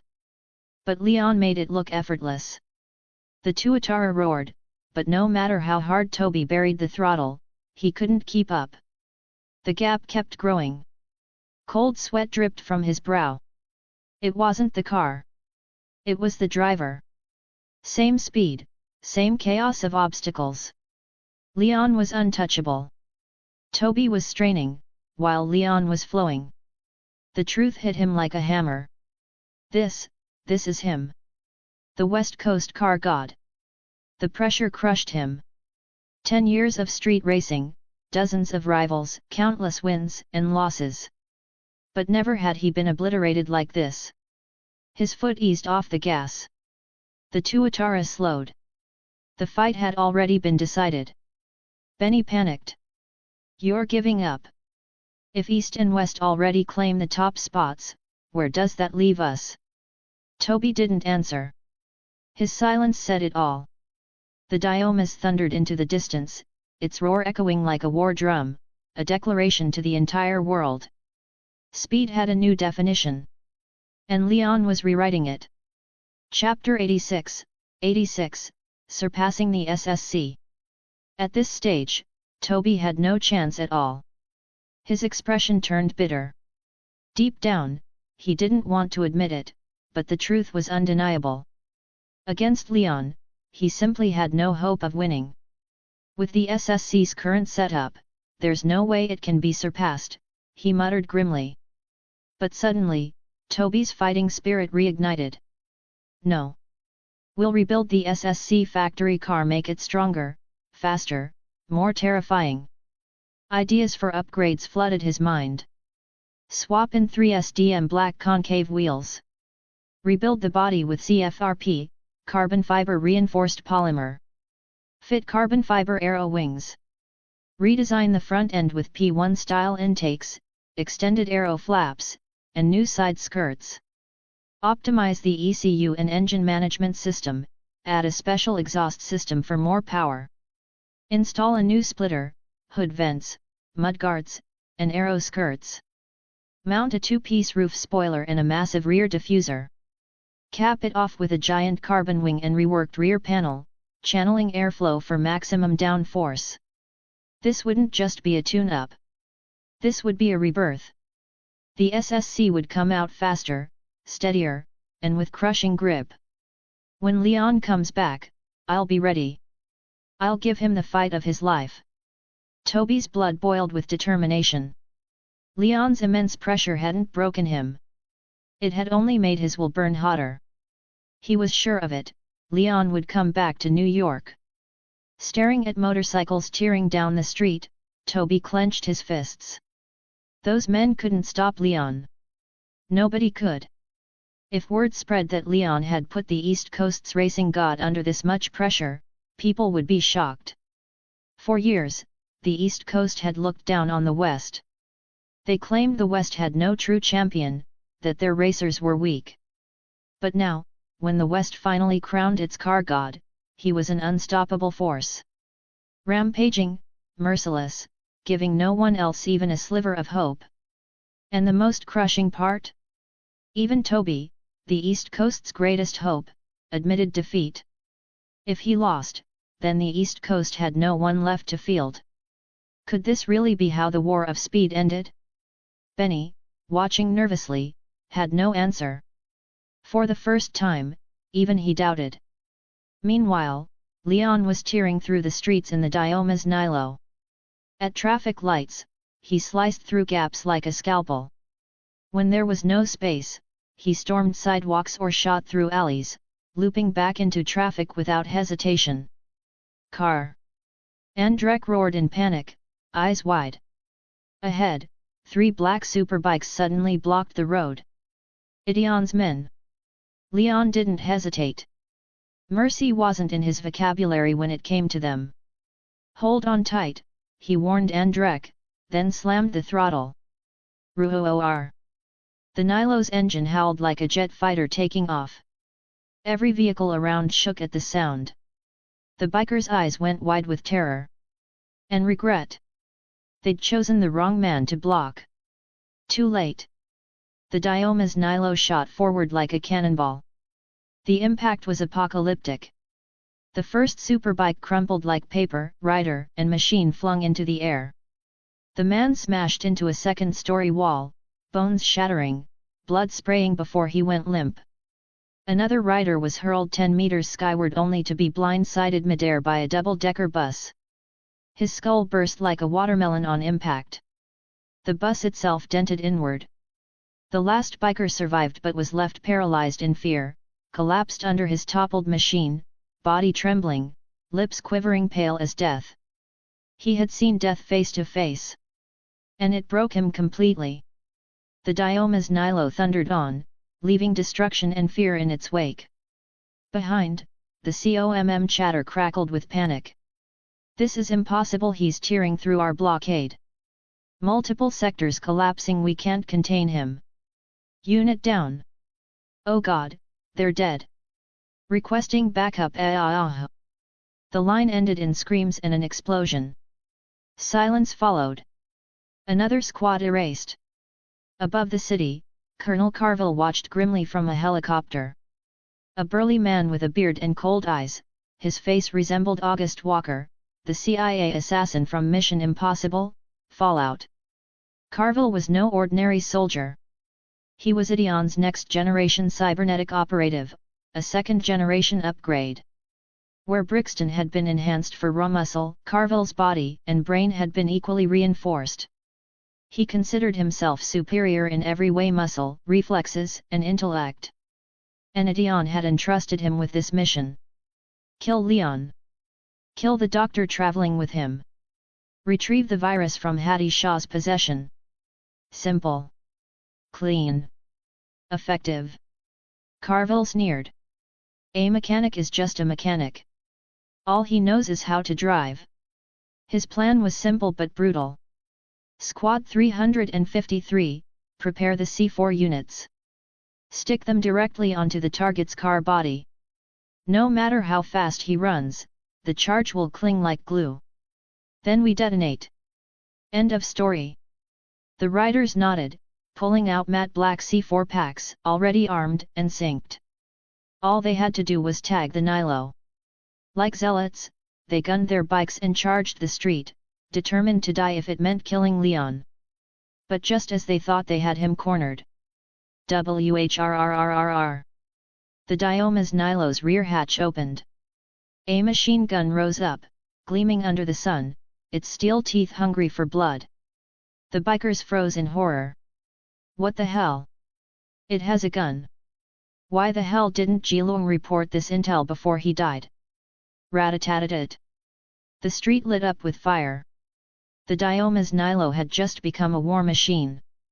Chapter 87, Explosion. Leon was no easy prey, and the Dioma's Nilo was no lamb waiting for slaughter. When threatened, both revealed their fangs. The silver-painted body gleamed under the sunlight, its metallic skin flashing with a cold, deadly light. From the rear hatch, the 8-barrel rotary gun roared, spitting fire in a torrent. Bullets ripped through the street, mowing down the black-clad bikers. Those clutching C4 charges dropped them uselessly as their chests erupted in sprays of crimson.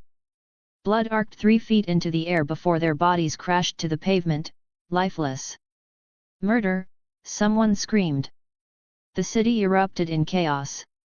Office workers scattered, shrieking, diving into shops for cover. Cars swerved wildly, crashing into storefronts, shattering glass and splintering counters. Goods spilled everywhere as people shoved and clawed to escape. The order of the street collapsed into madness: pile-ups, fender benders, even full-on collisions that tore vehicles apart. And all the while, the Dioma's guns thundered, spraying death through Manhattan. One biker lost control, skidding sideways. His bike screeched across the asphalt in a shower of sparks. He tumbled dozens of meters, clothes and skin peeling away against the ground, until he finally lay twitching, ruined. The sight only worsened the terror. Even hardened Idion killers flinched. Raising their submachine guns, they unleashed a barrage at the Nilo. But the bullets bounced harmlessly off its reinforced body. Not a scratch. Negative, boss, voices screamed into Carville's headset.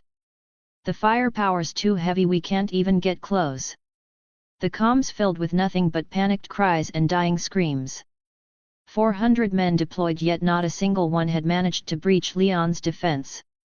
One heavy machine gun had turned an entire army into cannon fodder. Carville clenched his jaw, watching the chaos from above. Just ahead lay the city's edge, the on-ramp to the freeway. If Leon broke through to open road, he'd vanish. Word was, not even helicopters could match his speed. Damn it, this grease monkey is tougher than I thought. Carville's teeth ground together. With a surge of cybernetic strength, he crushed his radio, sparks flying from the shattered device. First, Jilong had died without reporting intel. Then Brixton had failed him repeatedly, crawling back beaten every time. And now this, an ambush undone by a surprise minigun no one had mentioned. Every missed report, every oversight, every failure, it had cost him dearly. Carville's eyes went cold. Then I'll end this myself. He pulled a C4 charge from his belt, its underside lined with adhesive. He was going to plant it with his own hands. The helicopter pilot paled, but obeyed, banking low over the avenue. Carville stepped onto the edge of the cabin, staring down at the rushing tide of traffic. Rah! With a roar, he leapt. No parachute, no safety rig, nothing. His body plummeted dozens of meters like a human warhead.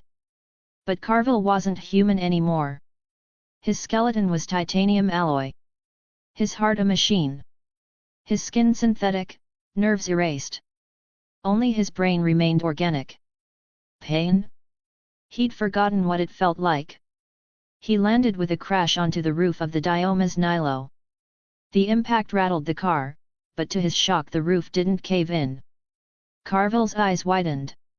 With his cybernetics, he weighed over a ton. That force should have crushed the roof flat, shattered the glass, even blown the tires.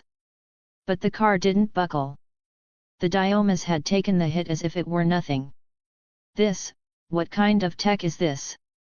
Carville's circuits nearly shorted out from disbelief. This wasn't just military grade. It was beyond Idion's own bleeding-edge designs. Inside, Leon and the others felt the impact. They glanced upward, cold realization dawning. Hattie Shaw and Elena instinctively drew their pistols, eyes sharp with alarm. Meanwhile, Dr. Endrek cowered in the passenger seat, arms wrapped over his head, whimpering like a terrified child. Brace! Leon's voice cut like steel. He yanked the handbrake and spun the wheel. The Dioma's Nilo whirled like a cyclone, tires screaming. The car spun faster and faster, transforming into a steel tornado, hurricane winds whipping trash into the air, peeling black streaks into the pavement. Carville clung to the roof, jaws clenched, the centrifugal force tearing at his limbs. His skin split at the seams, metallic bones gleaming beneath. Damn you! He drove his knee into the windshield. Thud! But it didn't break. What the hell is this glass? He snarled, eyes wide with fury. How could a mere mechanic possess something this indestructible? Rage twisted his face. Die! Carville slammed the C4 against the side window and lost his grip. The spin hurled him off like a rag doll, flinging him through the air. He smashed into a shop across the street, blasting through the wall in a cloud of dust. Panicked employees screamed, fleeing the building. Cough cough. Carville rose unscathed, brushing rubble from his synthetic skin. Pain meant nothing to him. He bolted outside, just as the Diomas straightened on the road. Snarling, he pressed the detonator. Boom! The explosion ripped the street apart. A thunderous shockwave hurled debris and fire in every direction. Nearby shops imploded, glass raining down in deadly shards. Cars were flung sky-high, crashing in flames. The blast bloomed into a white-hot fireball, a miniature mushroom cloud towering above Manhattan. Carville stood amidst the chaos, grinning manically. Ha, ha ha ha. It's over. You're finished, Leon. He spread his arms wide, drinking in the destruction. I, Carville, am the #1 in the world. His laughter roared over the flames, proud and triumphant.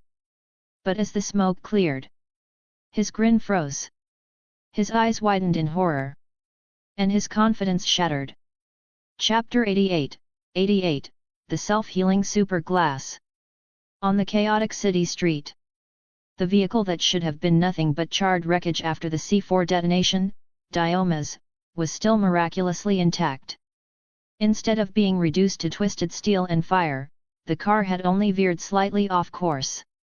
The onlookers saw an impossible sight: the supercar's body, hit by the full blast, rippled like elastic jelly, soft and pliant. Explosive shockwaves rolled across the car's frame like concentric ripples on water, each vibration absorbed and neutralized. The onboard control system was operating with surgical precision, dispersing every ounce of the impact. The outer layer of soft metal reached its most elastic state, converting deadly energy into harmless oscillations. But the one thing it couldn't eliminate: the intense heat.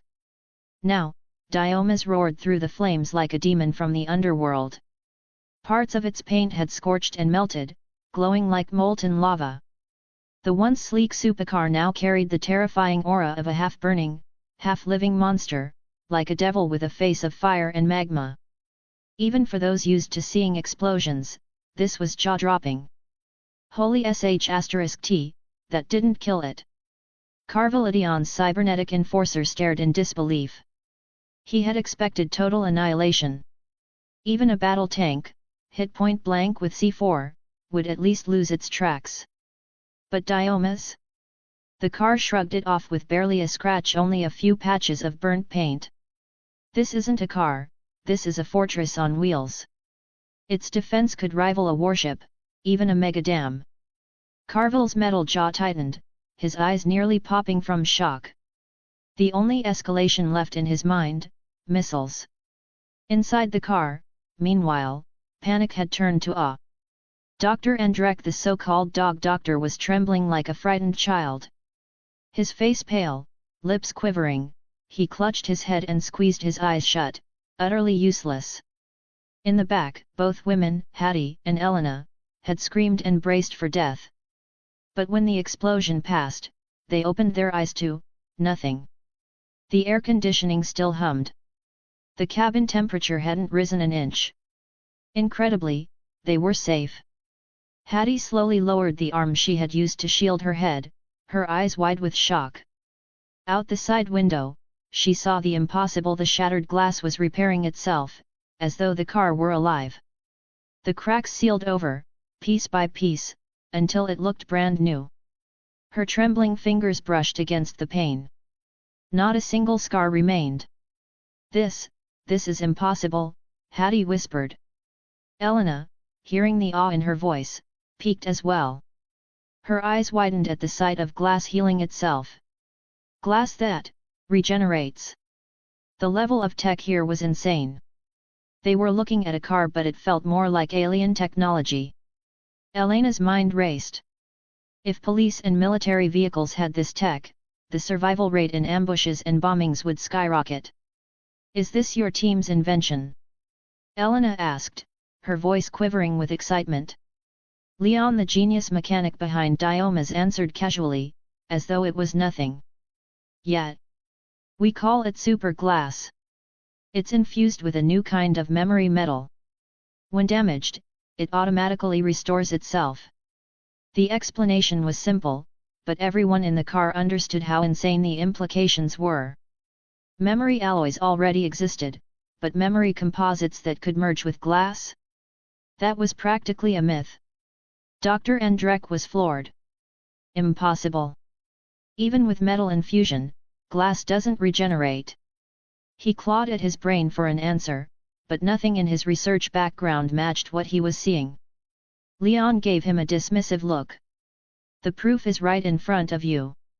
Or do you want me to write out the formula for you?" Andrek clenched his fists, frustrated. The contradiction drove him mad. His knowledge told him it was impossible, but his eyes told him otherwise. Leon continued, almost smug.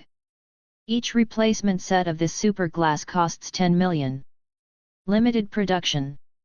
Not for sale publicly." That crushed Hattie and Elena's excitement for a moment until he added, "But, for safety, I can fit your new cars with them first." The women lit up with joy. With this tech, their chances of dying in the field dropped dramatically. Leon knew exactly what he was doing.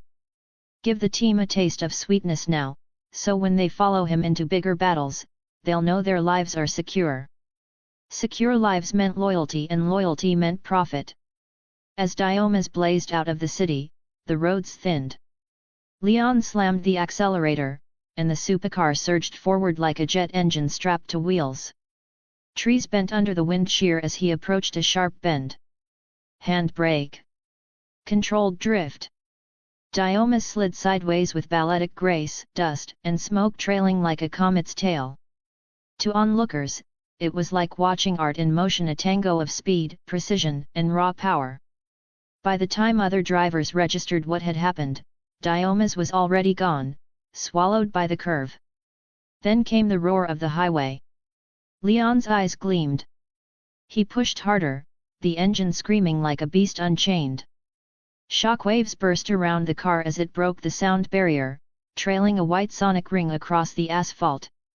Other drivers swerved in terror, their cars shaken by the pressure wave. Chaos rippled across the highway. Above, the rapid thump of rotor blades. A black Audiobook helicopter swooped in. Unlike ordinary choppers, this was a supersonic model, capable of 650 km per hour. At the door, glaring down with hatred, stood Carville. From the beginning, Diomas had brought him nothing but humiliation and rage. And now, Audiobook had equipped him with something terrifying, not a machine gun, but a laser cannon. While most nations still struggled to miniaturize battlefield laser weapons, Audiobook had already done it. The power was limited, but against a car, it was more than enough. Carville bared his teeth. Facing tanks, he trusted his laser could pierce them. But against Diomas, after seeing it shrug off C4? He wasn't sure anymore. The targeting system beeped. Laser locked. Fire. Kill him. Carville roared. Chapter 89, Invincible Defense.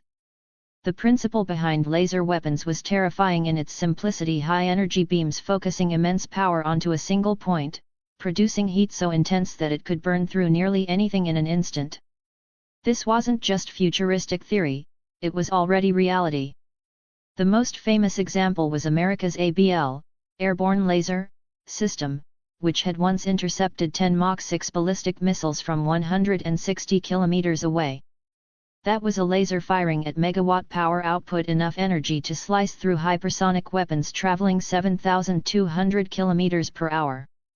The strongest theoretical lasers in weapons research were said to reach terawatt levels, their destructive potential enough to incinerate targets across unimaginable ranges.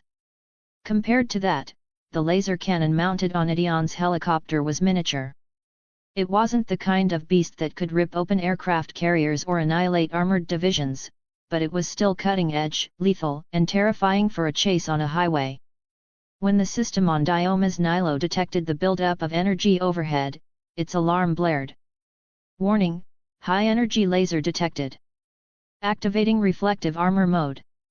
Clack clack clack. The outer skin of the supercar shifted, plates reshaping until the surface became as smooth and reflective as a mirror. At the same time, vents hissed open, deploying sulfur trioxide smoke, releasing oil mist. Dark plumes erupted behind the car, billowing thick clouds of black smoke that instantly blanketed the highway. It was like an octopus spraying ink. Within seconds, the haze stretched for nearly 2 kilometers. Other drivers panicked. Cough, damn, whose exhaust is this? Holy hell, is that car poisoning the whole highway? This is a biohazard. Someone report this. They had no idea the smoke wasn't just pollution, it was defense.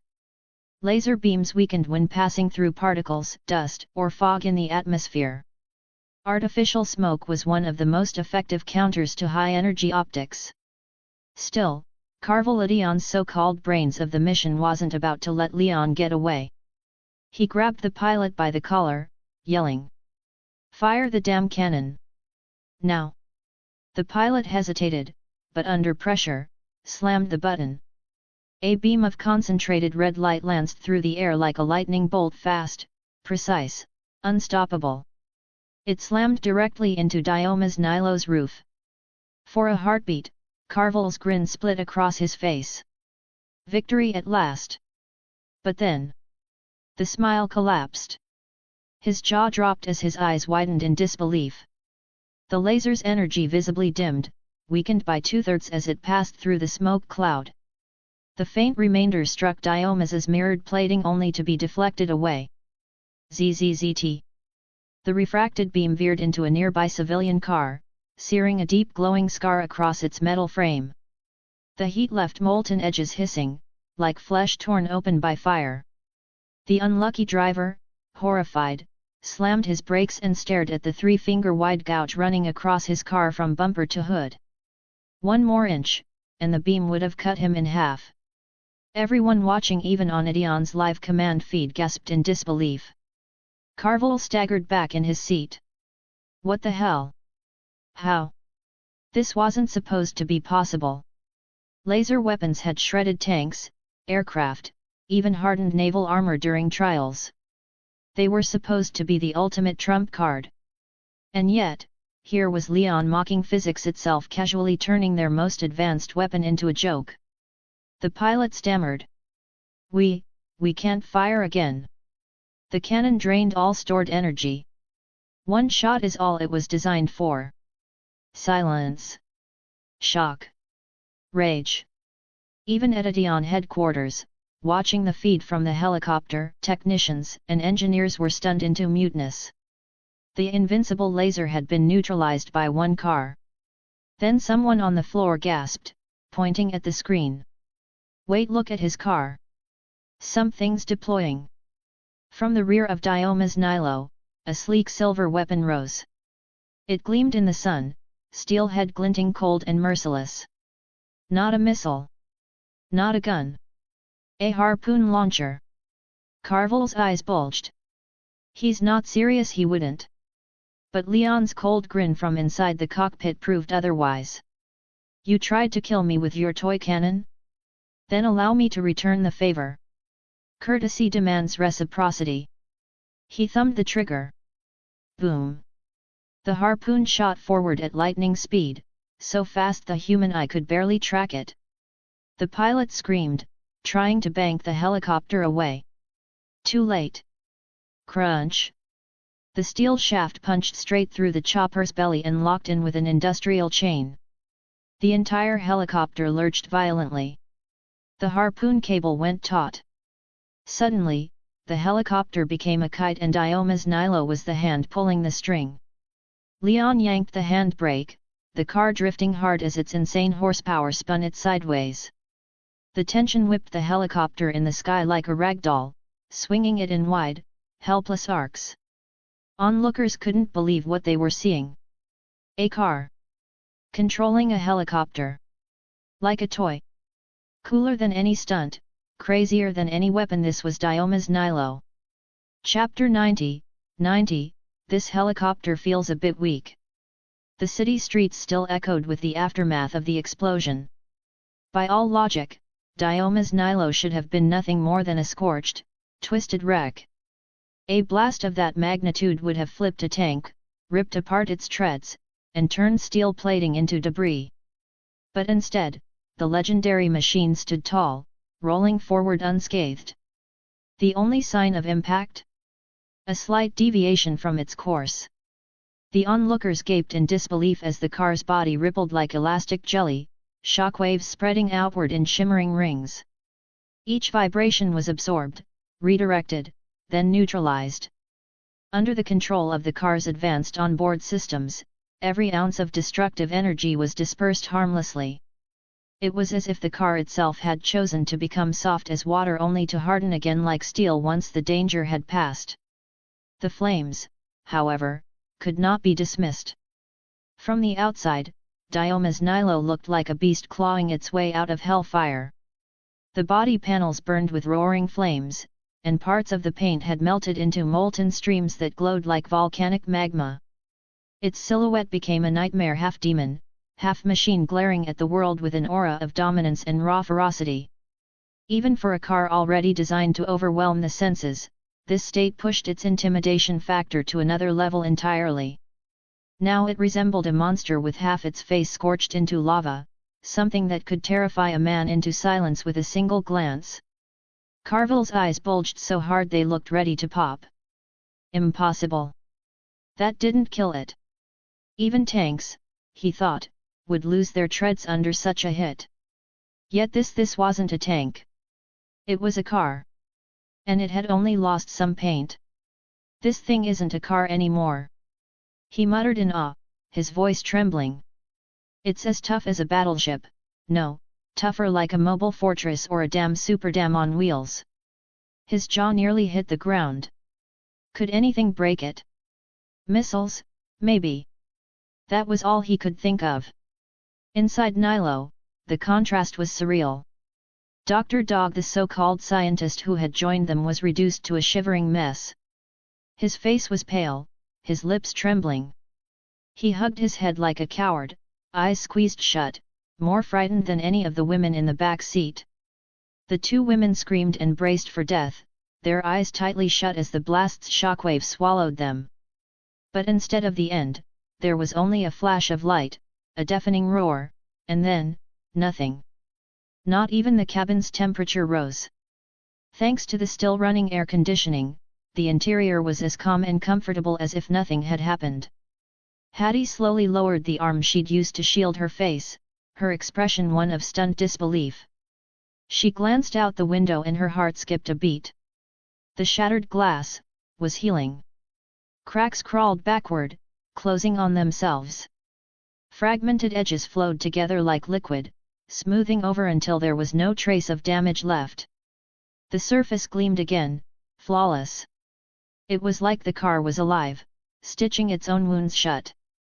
Her fingers trembled as she reached out, touching the once shattered pane. Not even the faintest scar remained. The glass was whole again, as pristine as the day it had been forged. This is... Hattie's voice shook. Self-repairing glass. That's impossible. Elena, startled by her exclamation, opened her eyes as well. She too was drawn to the sight, watching with wide eyes as the window completed its regeneration. It was the first time either of them had seen such technology. High-tech? No, this was beyond that. This was futuristic. Her thoughts spiraled. If police cruisers in America were equipped with such glass, the rate of fatalities would plummet overnight. Countless lives could be saved. Her voice shook with excitement. This glass, it's your team's invention, isn't it? Leon smirked faintly at the wheel, as calm as ever. Yet. We call it super glass. Infused with memory metal at the molecular level. If it's damaged, it remembers its original form and restores itself. He said it casually, like it was no big deal. But everyone in the car knew the truth. This was world-shattering technology. Memory alloys were rare enough, but memory glass? That didn't exist. Not until Leon invented it. The only one of its kind in the entire world. Andrek, sitting further back, felt his scientific foundation crumble. His eyes bulged, his thoughts ran wild. Impossible. Even with memory metal, glass can't do that. This violates everything I know about material science. Leon shot him a cold glance. Facts don't care about your doubts. What, you want me to publish the formula and method for you too? Andrek had no answer. He had seen the repair with his own eyes. Yet his brain screamed that it shouldn't be possible. He clawed at his hair in frustration, desperate for an explanation that simply wasn't there. Leon chuckled. Each replacement set costs 10 million. Limited production, only available to our team members. The women's faces fell at first, disappointed. But then his words shifted. Of course, for the sake of safety, I'll make sure your cars get the first supply. Their disappointment flipped instantly to joy. To drive with such protection was a dream. It meant racing without fear of destruction. With Nilo pulling out of the city, traffic thinned. Leon slammed the accelerator, and the car transformed. It was like a jet engine strapped to a beast. Trees along the roadside bent as hurricane-force winds tore past. The road curved sharply ahead. Leon tugged the handbrake, sliding into a perfect drift. The tires screeched, smoke and dust billowing, the car gliding in a flawless diagonal like a dancer in a deadly tango. Every movement was natural, fluid, inevitable, turning speed itself into art. Drivers nearby gawked from afar. The sight of a car sliding sideways at such velocity was burned into their memories forever. In seconds, Nilo vanished, leaving only swirling dust and a howl of wind. Once on the highway, Leon pushed harder. The engine roared like thunder. Each gear shift added fuel to the fire, his excitement palpable. The tachometer screamed, and the car lunged forward like a stallion injected with pure adrenaline. With a deafening boom, the sound barrier shattered. White rings of compressed air rippled behind Nilo as it surged forward, pulling nearby cars into its wake. On the highway, chaos erupted as drivers slammed brakes, terrified of the monstrous force sweeping past. Above them, rotor blades chopped the sky. A black helicopter closed in fast at Leon's craft, fitted for one purpose, to hunt Leon down. Carville leaned forward inside the cockpit, his face twisted in rage. The helicopter wasn't standard, it had been upgraded with one terrifying weapon, a mounted laser cannon. While the world's militaries still struggled to miniaturize laser weapons, Leon had already succeeded. It might not match missiles in raw explosive power, but against a car? It was perfect. Carville's teeth ground together. From the moment he'd encountered Dioma's Nilo, the car had only brought him humiliation and awe. Every engagement ended in his failure. But this time, he thought, would be different. The targeting system beeped lock on. Fire! Carville roared. Chapter 91, Direct Strike at the Power Plant. The helicopter was gone, reduced to smoldering fragments scattered across the landscape. Leon's eyes sharpened, his grip tightening on the gearshift. In one smooth motion, he shifted up and slammed the accelerator, sending Dioma's Nilo surging forward once more. The monstrous machine left behind a storm of dust, gravel, and debris, a trail of chaos that made witnesses gasp in awe. The East Coast was about to change forever. From Detroit to New York, the route was Leon's battleground. Under ordinary circumstances, someone like Shaw in his McLaren 720s would need 5 hours minimum to reach New York at top speed. 5 hours was enough for Leon to react, to pull strings, to mobilize troops and set up blockades. It would normally give Carville and his handlers the chance to stop him. But Leon wasn't ordinary. His speed was beyond comprehension. He tore across states faster than intelligence officers could relay his position. Before Leon could organize even the first layer of defense, Leon had already covered half the journey. The organization's operatives felt despair closing in on them like a noose. Since the moment Leon appeared, not a single operation had gone their way. Every tactic, every blockade, every high-tech ambush, they all crumbled before him. And this time, the road ahead was frighteningly smooth. No traps. No blockades. Just a clean, uninterrupted highway. It was like a comet blazing across the night sky, unstoppable, brilliant, terrifying. Leon chuckled darkly. Too slow. Too weak. Too sloppy. What others saw as the world's most dangerous terrorist group, Leon dismissed as weaklings, mere playthings for him to crush underfoot. Leon? You're nothing but paper tigers, he sneered. In the passenger seat, Andrek adjusted his glasses, his gaze locked on Leon. What kind of man was this? A young driver who single-handedly forced a global shadow syndicate into retreat. In any other era, Leon would have already been hailed as a hero. But here, now, he seemed almost indifferent to the idea. The East Coast really is about to change, Andrek whispered to himself, all acing his words. Soon, the car rolled into the outskirts of Detroit. Once a symbol of American industrial glory, the city now stood as a shadow of its former self. Empty streets, cracked asphalt, and silence. Cadillac's once proud headquarters was shuttered. The giant billboards along the road spoke of half-finished redevelopment projects, hollow promises that had long since lost their spark. A rusted Ford Thunderbird from the 1980s sat abandoned on the curb, its shell corroded, paint peeling like dead skin. Leon smirked. Looks like the perfect place for a street race. He eyed the empty boulevards, scanning for hidden ambushes. But there was nothing.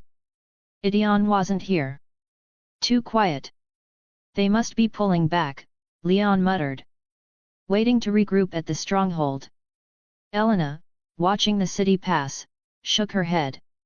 Don't get used to it. Once you're done here, you'll head back to the West Coast. This place isn't home. You're just a visitor. Her words were practical. Leon's base, his roots, his family, everything was in Los Angeles. The East Coast was enemy ground. But Leon's grin widened. Not necessarily. I hear there are legends on the East Coast too. Drivers worth testing myself against. Like that guy earlier with the SSC. Pretty damn fast. His blood burned at the thought. For Leon, leaving without a race would be unthinkable. The greater the challenge, the greater his excitement. He turned sharply to Andrek. Where's Idion's nest? Andrek swallowed hard. East Side. An abandoned coal-fired power plant. It was shut down after Detroit's bankruptcy. That's where they set up shop. Elena frowned. Shouldn't we find Giselle first? She could help. Leon shook his head, confidence blazing in his eyes. To deal with Idion? I don't need anyone else. Dr. Dog Andrek nearly choked on his own breath. Only Leon would dare to say such words. Any other sane man would have fled without looking back. Andrek spoke quickly, desperate to prove his usefulness. I prepared escape routes when I worked there. 2 tunnels. One might have been sealed, but the other should still be usable. That made Leon's smile sharpen. Good. Elena, Hattie, you'll take him in and grab the equipment. Leave the rest to me. Hattie's face paled. What about you? Leon's grin turned feral, his teeth glinting in the dim light. I'll tear them apart. The thought of leaving Idion standing, waiting for revenge, was unthinkable. He intended to end this here and now. Then, the system chimed in. Ding! New side mission, gifted weapon ultra-graviton wave, 1 charge. Objective, destroy Idion's power plant headquarters using the ultra-graviton wave. Reward, standard graviton wave generator. Leon's heart skipped. He almost laughed aloud. The ultra-graviton wave, a weapon said to crush even a speeding bullet train into scrap.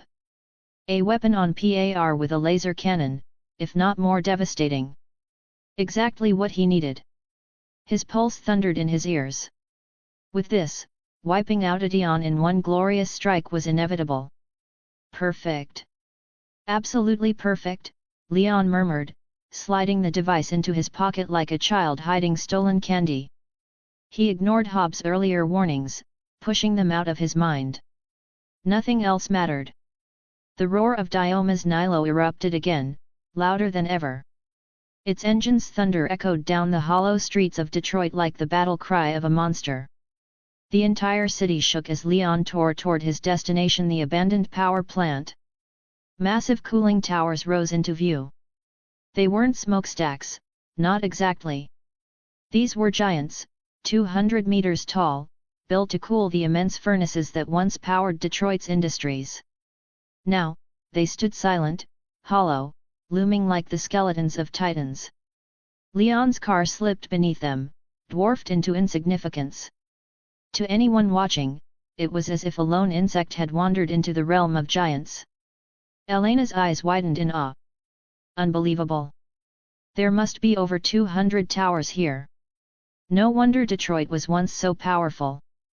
Once, those towers had roared together, a cathedral of industry. Now, they were nothing but dust and shadows. Leon studied the layout, nodding. No wonder Ideon chose this spot. With these towers masking their heat signatures, no satellite could pick them up.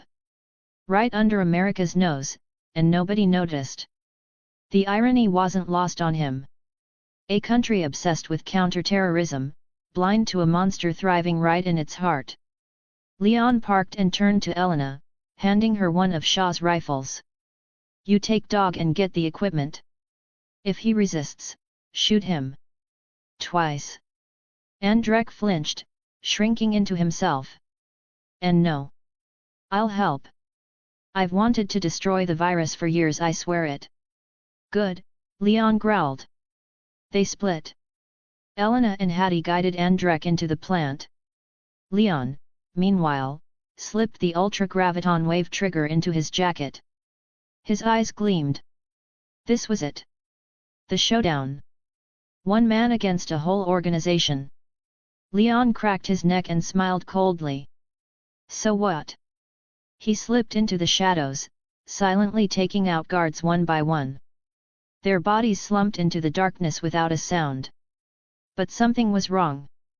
The defenses felt too thin. Too relaxed. Was it complacency? Or, a trap? Leon stopped at a pair of steel doors. Two paths forward. Left or right? He tilted his head, grinning faintly. Let's see which of you bastards wants to die first. Chapter 92, 92, One-man assault on the base. Behind the two doors lay the main hall of Ideon's headquarters. The only difference was which group of enemies waited on the other side. To Leon, it didn't matter. Left or right, either way, they'd fall. He studied the doors briefly, then moved toward the one on the left. The door wasn't locked by a key. He tested it, it wouldn't budge. It had been locked from the inside, a clever design. Without someone opening from within, breaking through was meant to be nearly impossible. But Leon wasn't someone who played by the rules. With a sharp exhale, he snapped his right leg up in a lightning-fast kick. Boom! The reinforced door blasted inward like it had been hit by an explosion. It slammed into a hulking man easily over 2 meters tall, pinning him against the wall with a sickening crunch. The giant slid to the ground, face twisted in agony. 2 of his front teeth were shattered, blood streaming from his nose and mouth. His body was limp, bones likely broken all over, and he passed out instantly. Leon sneered. Big frame, but weak as a paper tiger. On the right side of the room stood a glass partition. Behind it, 15 men froze at the sight of Leon storming in. For 2 seconds, shock held them still, then the shouting began. The glass shattered, and they charged forward, chairs in hand, pipes swinging, guns flashing. Their faces twisted with murderous intent. But Leon? He didn't even flinch. He drew his pistol, his seemingly infinite ammo sidearm, and opened fire with machine-like precision. No aiming needed. Every squeeze of the trigger was a clean kill. Bang! Bang! Bang! Each bullet struck squarely between the eyes. The weapon's penetration tore through skulls, blasting out the back of heads and punching into whoever stood behind them. 1 bullet, 2 kills. The hall filled with screams and collapsing bodies. Blood sprayed across the air, but Leon's clothes remained spotless. His movements were cold, methodical, unshaken. 15 men down in seconds. Had it been anyone else, they would have been shredded by crossfire before getting through the door. But Leon was something else. A one-man army. And the fact that Ideon hadn't unleashed heavy weapons yet told him something. Humph, weak. This feels staged, Leon muttered. Indeed, for an organization like Ideon, guns were never in short supply. Yet only 5 of the 15 had firearms. The rest wielded pipes and chairs like street thugs. It screamed of a deliberate trap, meant to lure him deeper. The real firepower was waiting beyond the next set of doors. Leon smirked. Well, if you're so eager to welcome me, don't mind if I make myself at home. He blew across the pistol barrel and strolled into the workshop. Inside was a third-generation Range Rover, well-maintained and gleaming. Leon's grin widened. He tried the ignition. The engine purred to life instantly. Steering smooth, RPM steady, fuel topped. The mechanics must have just finished servicing it. Perfect timing, Leon said with satisfaction. The growl of the Range Rover's engine filled the small chamber, reverberating like the roar of a predator preparing to strike. Outside the doors, 100 of Idion's elite soldiers crouched with rifles at the ready. Their faces were grim, bodies slick with nervous sweat. Leon's relentless advance had pushed the entire organization into a defensive corner, something none of them had thought possible. Among them stood Brixton, the cybernetically enhanced Black Superman, restored yet again after his last defeat. Each time Leon wrecked him, Idion dragged his broken body back, repaired him, and sent him out again. Tonight, Brixton's nerves ran higher than the others. This was his chance at redemption. If Leon crushed the base, Brixton would be nothing but scrap. Then, from inside. Vroom! Vroom! The sound of an engine snarled through the walls. Brixton's face turned ashen. His eyes widened with dread. No, they left a car inside, he realized. He had forgotten about the serviced Range Rover parked in the garage. If Leon got his hands on it. Too late. Boom! The doors burst apart, and the black Range Rover exploded out like a cannonball. Tires screeched, rubber scorched, and in less than 4 seconds it hit 100 km/h. The beast tore through the hall like a whirlwind of steel. Open fire! Brixton roared. Gunfire erupted. Bullets rained like a storm, shredding the air. The Range Rover's body became pocked with dents, windows shattering under the barrage. But miraculously, the tires held. Not a single round struck the wheels. The SUV thundered forward, unstoppable. Leon ducked low, hugging the console, one hand steady on the wheel, one foot crushing the accelerator.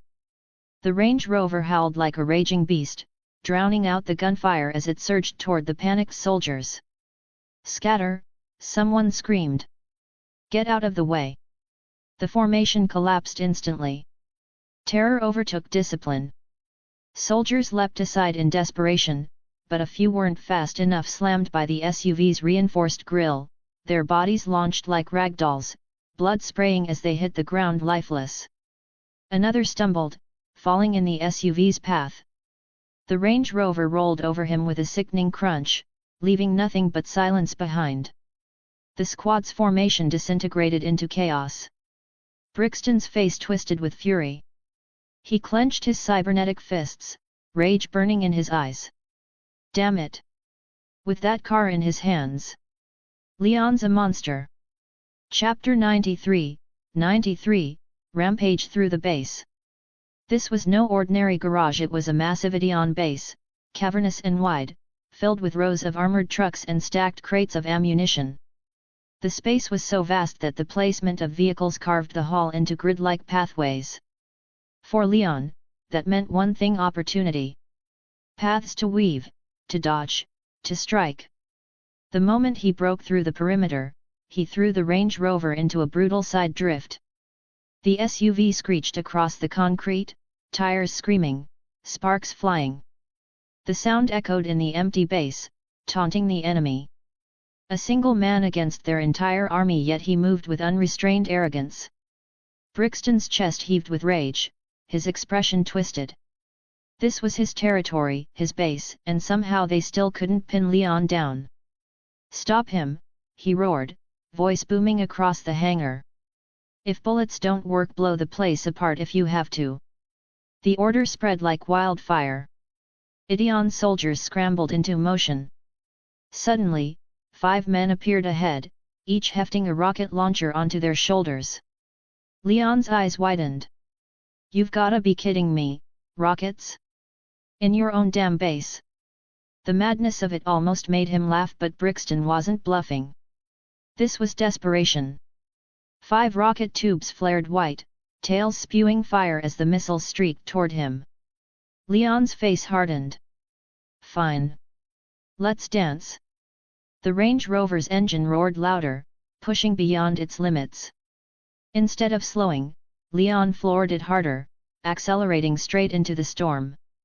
From outside, Brixton's cybernetic eyes widened. He's accelerating. Even for him, the move made no sense. But Leon wasn't just driving, he was playing chess at 200 km per hour. The SUV's electronic handbrake snapped.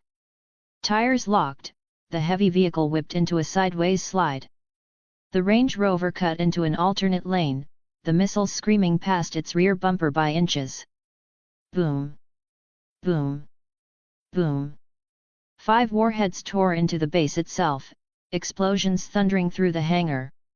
2 missiles hit stacked ammo crates. The blast ripped through the hall like a shockwave, hurling men to the ground, blood spraying from their mouths as glass shattered and flames engulfed the area. 2 more slammed into the floor, spraying shrapnel across soldiers, shredding faces and bodies into agony. The last missile struck one of the trucks. Kaboom! The fuel tank ignited, turning the entire vehicle into a fireball. The explosion launched it 3 meters into the air before it crashed down, consumed by raging flames. Nearby trucks were blown aside like toys, colliding into each other, chaos rippling across the base. The hangar was hell itself now, fire and metal everywhere. But Leon's eyes gleamed predatorily. Ahead stood Brixton, the cybernetic monster rebuilt again and again by Ideon. Leon gritted his teeth, slammed the throttle, and aimed straight for him. The Range Rover's growl deepened, needle climbing past 240 km per hour. The SUV was at its peak, every piston straining to keep up with Leon's insane control. Let's see you block this! Leon shouted, exhilaration lighting his face. Brixton didn't flinch. He planted himself in the middle of the path, raising his reinforced arms. His cybernetic frame hummed with power. Boom! The SUV rammed into him with earth-shaking force. Brixton's hands slammed against the hood, denting the steel. He roared, legs digging into the concrete, sparks flying from his heels as the force pushed him back. But this wasn't a normal driver. Leon's hands danced across the gears, his foot working the throttle in perfect rhythm. Power surged again and again, the Range Rover grinding forward like a battering ram. Brixton's teeth gnashed, blood vessels bursting in his eyes. His cybernetic heels ripped gouges in the floor, but the SUV kept shoving him backward, relentless. Stop! Damn! You! Brixton bellowed, metal creaking in his bones, boots tearing apart. The soldiers could only stare, eyes wide. This wasn't a car anymore, it was a war beast, fueled by Leon's will. Crash! The Range Rover slammed Brixton into the wall, concrete cracking as dust exploded outward. The SUV shuddered to a halt, its hood crumpled like paper. Brixton was pinned, arms and legs twisted against the mangled steel, trapped in place. Leon coolly drew his pistol, shot the inflated airbag out of his way, then leveled the barrel at Brixton's head. The cyborg glared back, hatred burning in his artificial eyes. No blood, no pain, just stubborn, unyielding defiance. Do it! Brixton snarled. Kill me! Leon's expression turned to ice. Gladly. Bang! Bang! Bang! The pistol barked again and again, bullets tearing through Brixton's skull. Sparks burst as metal shattered.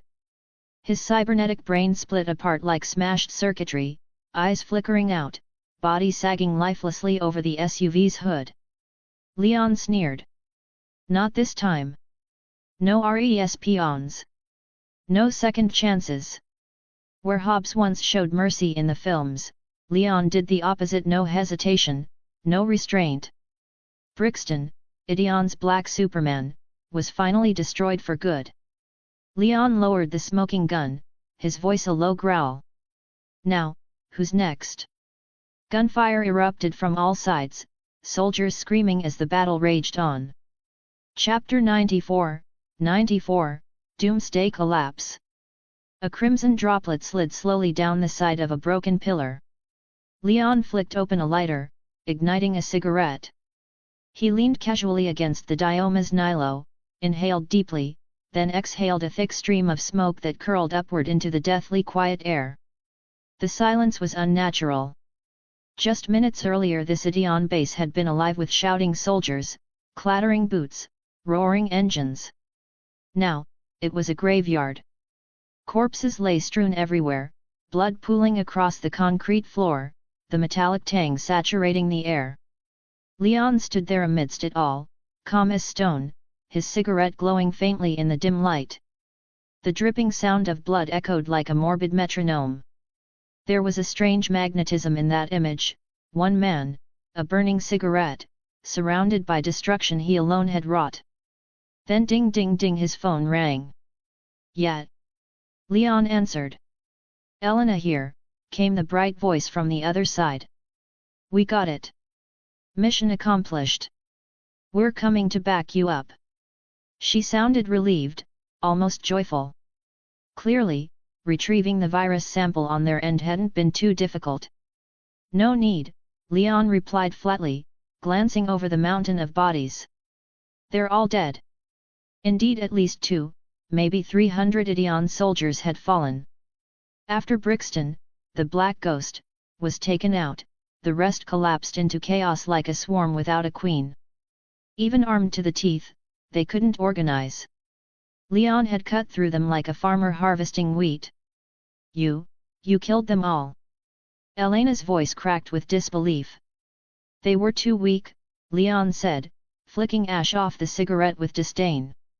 "Not a single real fighter among them." Only Leon dared to speak about Idion that way.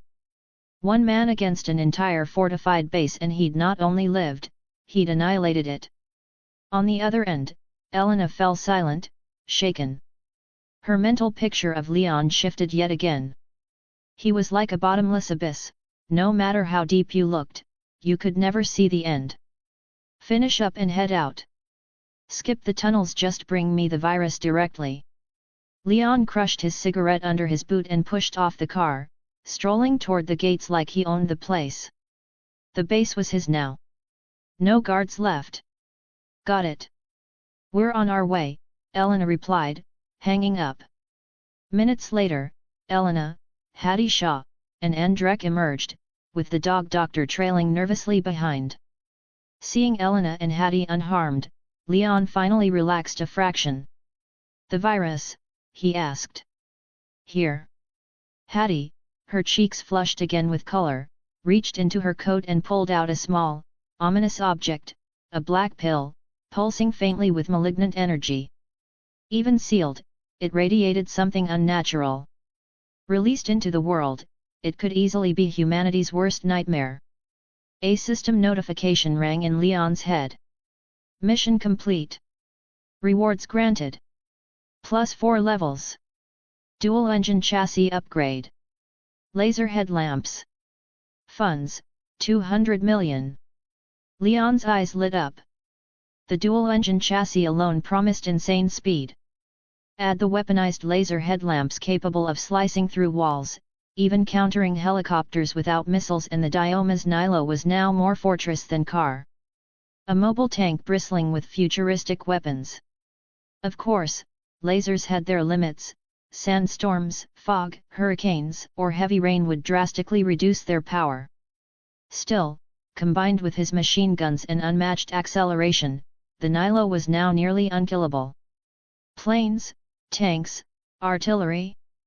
They'd break before he would. The harder the world tried to kill him, the sharper his claws became. As the rewards registered, the virus pill shimmered. Before their eyes, it began to glow, then slowly fade, until Elena's hand was empty. What kind of technology is that?" Andrek pushed his glasses up, utterly stunned. "Making matter vanish in plain sight that breaks half of physics as we know it," Leon smirked. Chinese tech. You wouldn't understand. But Andrek's eyes blazed with fanatic hunger. China really has this, he pressed, gripping Leon's sleeve like a desperate man. Science was his religion, mystery his gospel. It was the only thing that could ignite him like this. Leon's smile deepened. If this mad scientist really went to China, they'd probably love him. The knowledge in his head alone could supercharge their advancement. Go there yourself one day. You'll see, Leon said cryptically. Then he glanced back at the base or what was left of it. Time to erase this place from the map. Get in the car. Everyone climbed into the Dioma's Nilo. Leon started the engine, its deep growl reverberating like a predator roused from slumber. Activate gravitational wave cannon, he commanded. Initializing, came the AI response. Boom! A thunderous blast rolled across the sky, so loud the entire team flinched. It wasn't just sound, it was as if the atmosphere itself had been punched. Elena and Hattie whipped their heads toward the windows. Their faces drained of color.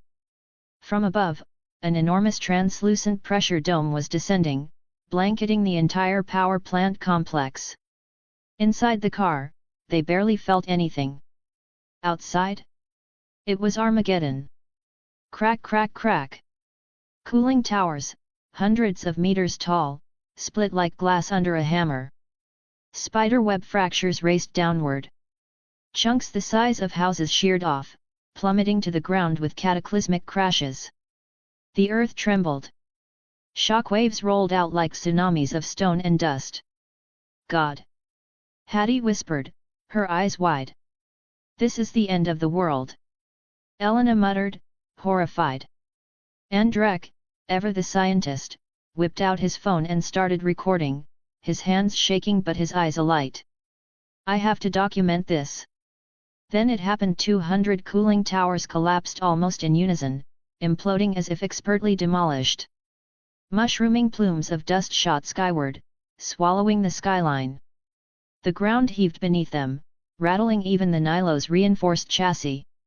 Leon, however, stayed calm, his hands steady on the wheel. Boom! A boulder the size of a house slammed down in their path. Dust roared over the car, choking the world into blindness. Ultrasound imaging, engage. The windshield HUD flickered, cutting through the dust storm with sonar outlines of the blocked road. Leon's vision sharpened again. While the others cowered, Andrek even clamping his eyes shut, Leon yanked the handbrake, whipping the Nilo into a drifting arc. The car slid around the boulder with surgical precision, mere inches to spare. As they passed, the passengers caught a glimpse of raw concrete and jagged steel rebar where the tower had been torn apart like a giant had ripped it down by hand. What in God's name is happening out there? Elena gasped. Leon's lips curled into a grin, his voice low and calm, nothing much. Just testing a new weapon. The others shivered. In Leon's voice was the chilling certainty of a man who wasn't lying. Chapter 95, 95, Supergravity Wave. Leon gripped the wheel tightly as the Dioma's Nilo darted left and right, weaving through collapsing debris. Massive slabs of concrete and steel came crashing down like meteors from the sky, but Leon's reflexes and the Nilo's responsiveness let him slip through every gap with razor precision. Behind him, Dr. Dog sat frozen in awe, eyes wide at the cataclysm unfolding. Smoke and dust surged like a tidal wave, blotting out the sky. Giant fragments of the power plant's cooling towers fell one after another, slamming into the earth with deafening booms that sent dirt plumes 10 meters high. The 100-meter-tall cooling towers toppled like dominoes, crashing one after another. It was a sight one could barely hope to witness in a century. Magnificent! Dr. Dog muttered, tilting his head back to capture everything on his phone. He typed furiously on Twitter, posting one message after another. To see such a sight in my lifetime, to record it, it's enough to die without regrets. Leon smirked. That's just the appetizer. Buckle up, I'm about to push it harder. His voice was calm, but the way it carried raw excitement sent chills down the spine. Hattie, Elena, and Dr. Dog exchanged horrified looks. This is just the appetizer? If the destruction of an entire power plant was only a warm-up, what kind of apocalyptic scene would the main course bring? No way, this isn't enough for you. Elena gasped, covering her mouth. Leon explained without lifting his foot. The supergravity wave hasn't fully detonated yet. Right now, the Dioma's Nilo is still inside its radius. That's why it's holding back. Once we're at least 50 kilometers out, that's when the real explosion will unleash. And when it does, it'll be remembered in history. Exit ahead! Hattie shouted. Leon slammed the gearshift, flooring the accelerator. The Nilo's engine roared like a beast unchained, a brutal surge of power pressing everyone deep into their seats. The speedometer surged past 500 km/h and was still climbing. Dr. Dog paled, his face nearly green at the speed. 500, and it's still going up. Outside the collapsing plant, 2 patrol officers had been standing watch. They froze, jaws dropping at the apocalyptic sight of towers crumbling in sequence, like skyscrapers felled by invisible hands. "My God, what's happening?" one whispered. "Earthquake," the other asked, but quickly shook his head. The tremors under their boots were too small to have toppled towers. No earthquake could have leveled 200 cooling towers simultaneously. This was something far beyond nature. Pipes buckled, snapping apart under invisible pressure. Metal warped and groaned before collapsing in on itself. The fragile buildings gave way instantly, falling like paper under a crushing weight. Then they heard it, the engine. A razor-sharp roar cutting through the dust. "Someone's in there!" Both officers drew their guns instinctively, tense and alert. And then it appeared. Out of the smoke shot a jet-like car, its silhouette sleek, its aura wild and unstoppable. The Dioma's Nilo burst forward like a horse breaking free, soaring through the dust cloud. For a moment it hung in mid-air, all 4 wheels spinning so fast they blurred into nothing but streaks. Boom! The front end landed first, 4-wheel drive biting hard into the ground, launching the Nilo into an unstoppable sprint. It tore across the ruined ground, dust trailing behind it like a storm cloud chained to its tail. The 2 officers stood frozen, stunned, speechless. "Chase it!" one finally yelled. They dove into their patrol car and hit the gas only to find themselves baffled. Where did it go? It was right there. In the blink of an eye, the Nilo had vanished into the horizon, faster than their eyes could track. But before they could regroup, a thunderous shockwave erupted behind them. The ground shook violently. A colossal gravitational force slammed down, as though a meteor had crashed from the heavens. Boom! The sky filled with dust clouds over 1,000 meters high. The earth convulsed as though struck by a magnitude 12 earthquake. Concrete, steel beams, twisted rebar, everything was swept up into the choking storm that rolled outward with terrifying force. The patrolmen screamed as their squad car was swallowed whole by the roiling wave. Back in Detroit, the city stirred in alarm. Seismic departments, meteorological offices, hospitals, all emergency services lit up simultaneously. But the fastest responders were the news outlets. A helicopter crew raced to the scene, driven by instinct for headlines. When they arrived overhead, everyone aboard went silent in shock. The power plant was gone. In its place, a colossal dust cloud roared skyward, battering the helicopter with turbulent whines. The pilot's face turned pale as he fought for control, barely keeping them stable. As the dust thinned, the true devastation became clear. Where once stood cooling towers and factories, there was now a perfect, square-shaped crater, its edges smooth like a fist print slammed into soft dough. At the bottom lay twisted wreckage of pipes, beams, and crumpled vehicles. The mighty power plant obliterated. Did the plant explode? The reporter whispered into her mic. Even as she asked, she didn't believe her own words. No explosion could ever cause this. It looked less like an industrial accident, and more like something from space, a meteor strike. But meteors leave round craters. This was a square. Experts were called in live to give explanations.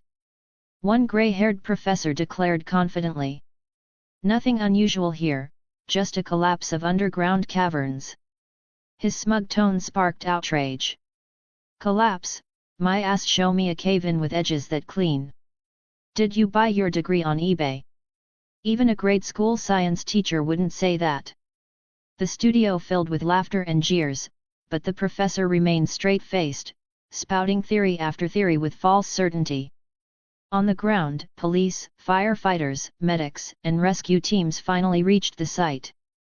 They climbed out of their vehicles and froze at the sight. The crater stretched wider than the eye could see, swallowing the entire plant. There was no smoke, only silence, rubble, and a scar on the earth so vast it seemed like the edge of hell itself. Horrifying, whispered a nurse. Like Godzilla had clawed the ground. Everyone knew if such a force ever struck a nuclear plant instead of a coal-fired one, the result would be unthinkable. Chapter 96, 96, Giselle's Loyalty. Ding! Congratulations! You've completed the side mission. Reward unlocked, standard gravity wave device.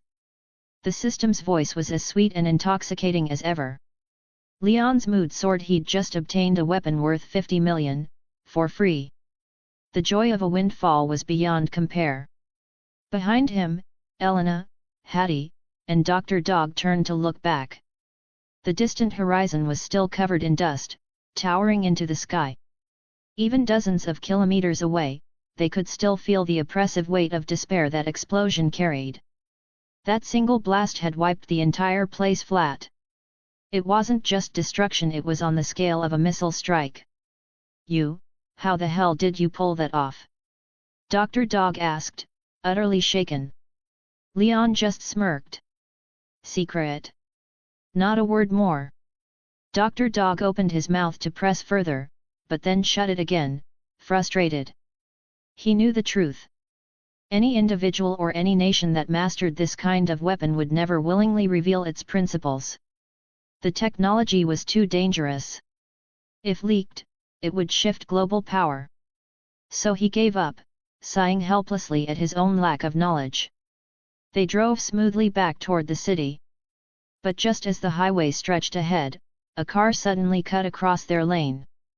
It was a BMW M8, one of the rarest prototypes, still not even mass-produced. A four-door coupe, the most expensive BMW of its kind, shaped with sleek lines and a rising waistline that screamed speed and elegance. At the rear, the sloping fastback profile blended into a quad exhaust layout, pure aggression on wheels. And the paintworks are mountain green. Under shifting light, the color seemed to morph from deep emerald to stormy gray. With its 4.4L twin-turbo V8 pushing over 447 kilowatts, the beast could hit 0-100 km/h in just 3 seconds. A true track monster. Leon hit the brakes, frowning at the roadblock. The door of the M8 swung open, and out stepped a woman. She was stunning. Perfect curves, razor-sharp features, and an aura of raw confidence that radiated like a goddess. Her figure was Victoria's Secret angel level, and her stride carried enough dominance to rival any man. And she was angry. She strode straight toward Leon's car and knocked on his window. Leon rolled it down lazily. "What's this? And who exactly are you?" The woman crossed her arms. "My name is Giselle," she said firmly. "Shaw told me you'd call when you arrived. Why haven't you?" Leon blinked. He hadn't expected her to come find him herself. Before he could respond, Giselle's voice hardened with frustration. "Do you have any idea how strong Idion is? Breaking into his base is next to impossible. With just your little crew, you don't stand a chance." Her tone shifted, almost pleading. "I have contacts inside. They could have smuggled you in." Giselle's background made sense. She used to run with the cartel boss Braga, a queenpin of the underground. She valued loyalty and courage above all else. That's why she'd risen to the role of navigator, a position requiring brains, guts, and trust. She had connections. She had respect. She had pull. And because Shaw had asked her, she agreed without hesitation. She was supposed to meet them within an hour. But when no call came after 3, then 4 hours, she had grown restless. After getting a photo of Leon's car from Shaw, she had driven out herself, determined to block him. That's how they had ended up here. Leon sat in the driver's seat, eyes unreadable. A small smile tugged at his lips. If only Giselle knew, her inside contacts were already gone. Not even bodies would be recoverable. Sorry, sweetheart, Leon finally said, but you might never see your friends again. Her brows furrowed. What do you mean? I blew up Idion's base. What? Giselle froze. That's impossible. Don't joke with me. Even Braga couldn't touch that place. She wasn't exaggerating. She'd been inside Idion's fortress before. Its defenses were terrifying. Layers of high-tech security, aircraft patrols, automated turrets, even lasers. It was impregnable, a bunker that could stop an army. Idion was Detroit's underground king. The city itself bent around his influence, protected by backroom deals with its elite. His base was untouchable. Or so she thought.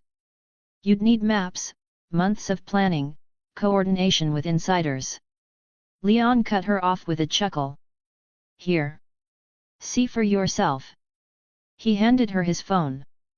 On the screen was a breaking news broadcast. Side-by-side images filled the feed. On the left, the power plant as it once stood majestic, with 200 cooling towers spewing white steam. On the right, a wasteland. Flattened ruins. And in the middle a massive square crater gouged into the earth. The footage cut to live shots. Rescue workers stood at the crater's edge, stunned into silence, hats clutched in their hands. The devastation was beyond comprehension. One intact body had been found near the perimeter. The rest, shredded beyond recognition. My God! Giselle gasped, covering her mouth. Her eyes darted nervously, panic flickering across her flawless face. Shaw had told her this was a job. But this? These were the kind of people who had wiped out Idion's headquarters with just 5 people. If she hadn't seen the news herself, she would never have believed it. Shock rippled through her. Awe. Fear. And a spark of something else, interest. This man was dangerous. But he was also extraordinary. Just then screech. Brakes screeched behind them. A silver McLaren 720s pulled up fast. Shaw and Hobbs finally arrived. How'd it go? Did you get it? Shaw called out immediately, eyes locked on Hattie. His tension was obvious. She nodded. Yeah. Everything went smooth. We got the virus. No endless detours, no movie-style side missions. In, retrieve the package, out. Leon had drawn all the firepower to himself, cutting down every wave of enemies. By the time they reached Idion's base, there had only been 100 men left, no match for him. Shaw exhaled deeply, relief flooding his face. Good. That's good. His heart finally settled. He turned to Giselle. Thanks for your help. But Giselle just huffed. Help? Don't thank me. They never even called. Her voice carried a note of wounded pride. If she'd gone with them, she would have witnessed the destruction firsthand. Instead, she had only seen the aftermath on a screen. And that, she thought bitterly, was a damn shame. Chapter 97, 97, A Star Across the East Coast. Inside the restaurant, Leon, Giselle, Hattie, and the others settled into their seats. They had moved to Masa, one of Detroit's high-end dining spots. Don't let Detroit's bankruptcy fool you. High-class dining here was still outrageously expensive. At least $1,300 per head. A proper feast could easily cost upwards of $5,000, featuring delicacies like Kobe beef, foie gras, caviar, and truffles. But surprisingly, none of these were the house specialty. Instead, the restaurant's signature dish was something far humbler: sugar beets. This is the sweet root dish. Everyone, try it, Giselle, acting as host, said warmly. These beets, sourced from the Black Swan Gardens, were simmered in butter for hours, then plated with goat's curd and flax seed crackers in meticulous fashion. Alongside this came black garlic venison that had been roasted for 6 weeks, Dexter beef said to be fed daily with pints of beer, giving its meat a natural malty fragrance. The desserts were no less decadent: ice cream sandwiches filled with local fruits, and a dish of sourdough and butter where even the napkins were edible. Leon let out a sigh of surprise after the tasting. I didn't expect a bankrupt city to still have food this good. Giselle's lips curved in a knowing smile. Enjoy it while you can. Soon, there may be nothing left to enjoy. With Idion destroyed by your little stunt, Detroit's upper ranks have lost their golden goose. They'll have no money to spend on luxuries like this. She wasn't exaggerating. For Detroit's power brokers, Idion had been the hen that laid golden eggs. Now, with the base gone up in flames, and its location exposed, the larger organization behind it couldn't stay hidden for long. When the inevitable purge came, Detroit would be dragged down with it. At this, Shaw gave a strained smile over his coffee. What you did was reckless, Leon. Too reckless. I never imagined you'd actually challenge Idion's entire base alone. If Hattie had been hurt because of you, I'd never be able to face our mother. Leon only shot him a sideways glance. I dare to do it because I have the confidence to win. Don't be so jumpy. Shaw fell silent over concern had clouded his judgment. Hobbs, meanwhile, let out a booming laugh and clapped Leon on the shoulder. Kid, I like your style. Want to come to DC with me? There's always a spot for someone like you. Leon didn't even hesitate. Not interested. If I joined, I'd probably end up blowing up your headquarters. Being a cop could never compare to living Shaw's kind of life, pulling pins on grenades like they were toys, bombing whoever annoyed you, and street racing whenever the mood struck. That was freedom. Hobbs could only shake his head in defeat. The man knew full well that no government office, no matter how well funded, could hire someone like Leon. Just then, breaking news lit up the restaurant's big screen. Scenes of the power plant's cooling towers collapsing filled the airwaves. Unlike the earlier polished reports, this footage was raw, unedited, shaky from handheld filming, yet that only heightened the impact. The imagery was apocalyptic: falling debris, violent tremors, towers crumbling like dominoes. Hollywood-level destruction, but all too real. Elena, Hattie, and Leon all turned to look at Dr. Dog with bemused expressions. This idiot had just uploaded his little short clip, and somehow it had gone viral big enough to hit national news. This video was uploaded to Twitter by a concerned netizen, the anchor announced. The camera panned back to the devastation. From the footage, it's clear the group was present at the scene. Experts initially dismissed the collapse as a cave-in, but this video proves otherwise, showing evidence of a mysterious magnetic field. The broadcast practically slapped the so-called experts in the face. Meanwhile, Andrek nearly dropped his phone in shock. His Twitter had exploded nearly 100,000 comments in just hours, with followers jumping past 3 million. Across the table, Shaw, Hobbs, and Giselle stared at the footage wide-eyed. Hearing Leon describe his driving was one thing. Watching it unfold was something else entirely. One clip showed him racing under collapsing concrete, dodging falling boulders by hair's breadths. Shaw's brow twitched nervously, Giselle screamed out loud, and Hobbs actually clenched the table's edge. Only Leon's mastery behind the wheel had saved them. The others finally exhaled in relief, but their eyes when they looked at him were different now: awe, respect, curiosity, even a little fear. They were racers themselves, used to believing no one could surpass them. But the calm, instinctive precision Leon showed, that was something else. That was insane. How the hell did you stay so calm with rocks falling on your head? Shaw demanded. Leon smirked. Simple. Just don't hit the brakes. The group chuckled nervously. They knew he was downplaying it, but they also realized this wasn't ordinary skill. It was the product of countless near-death runs, forged into instinct. Big leagues. Then, Leon leaned back casually and asked the question that shifted the table's mood. By the way, who's the strongest driver on the East Coast? Hobbs shook his head. Though he was from there, he wasn't the type to keep tabs on underground racing. Giselle, however, lit up. She was plugged deep into the black market, and she knew. On the East Coast, the title already belongs to someone new. Toby Marshall. Just released from prison, and already he's taken revenge and risen as the street racing king. Her words carried weight. Toby Marshall, the protagonist of Need for Speed, 2014, was now canon in this universe, cemented as the East Coast's car god. Giselle tilted her head curiously, eyes on Leon. What about the West Coast? Who's your top driver there? All at once, everyone at the table turned to Leon. Chapter 98, Shaw and Giselle join.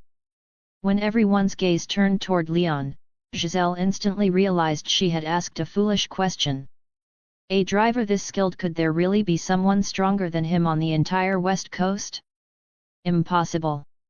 Unknowingly, Giselle felt a wave of admiration rising for Leon. He wasn't just powerful, he had charisma. Men like him always attracted women no matter where they went. You flatter me, Leon chuckled. I only dare to call myself second. I'm still waiting for the true number one to come and beat me. The way he said it was dripping with style, like a master undefeated, longing not for victory, but for the day he finally lost.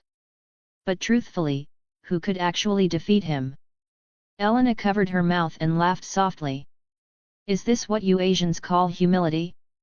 If you're second, then no one else dares claim first. Hattie also smiled. Being able to join the team of the West Coast's number 2, I'm more than satisfied. The two women exchanged knowing looks, their laughter light but teasing. Shaw's expression twisted subtly. He had picked up on a certain word. Join? You joined his team. He turned to his younger sister with suspicion. If you want to race, I'll help you. I'll buy you a Lamborghini Sesto Elemento if you want. For Shaw, money wasn't an issue. He could easily afford it. The Sesto Elemento had a sky-high price tag of around 15 million yuan, but Shaw liked it not just for its monstrous performance. Its name carried a bold edge too. It was called Sesto Elemento because of its extensive use of carbon fiber. Since carbon is the sixth element on the periodic table, the car was named after it. Thanks to this, the hypercar's body weighed only 999 kilograms, far lighter than Bugatti, Ferrari, or any other rivals in its class. Pair that featherweight frame with its 5.2L V10 engine delivering 570 horsepower, and it could push beyond 370 km/h, rivaling the speed of China's proud high-speed trains. Shaw loved it, especially the rare V10 configuration when most competitors only offered V8s. It promised to be a thrill to drive. He expected his sister to be thrilled at the offer, but instead, she curled her lips and leaned into Leon's arm, resting her head on his shoulder. No thanks. Your car's not as good as Leon's. The entire table burst out in laughter. Shaw's face soured. His own sister had just dismissed his prized offer.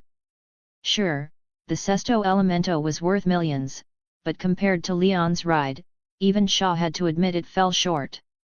TCH, so what if his car is better? It's not like he's giving it to you. Shaw muttered.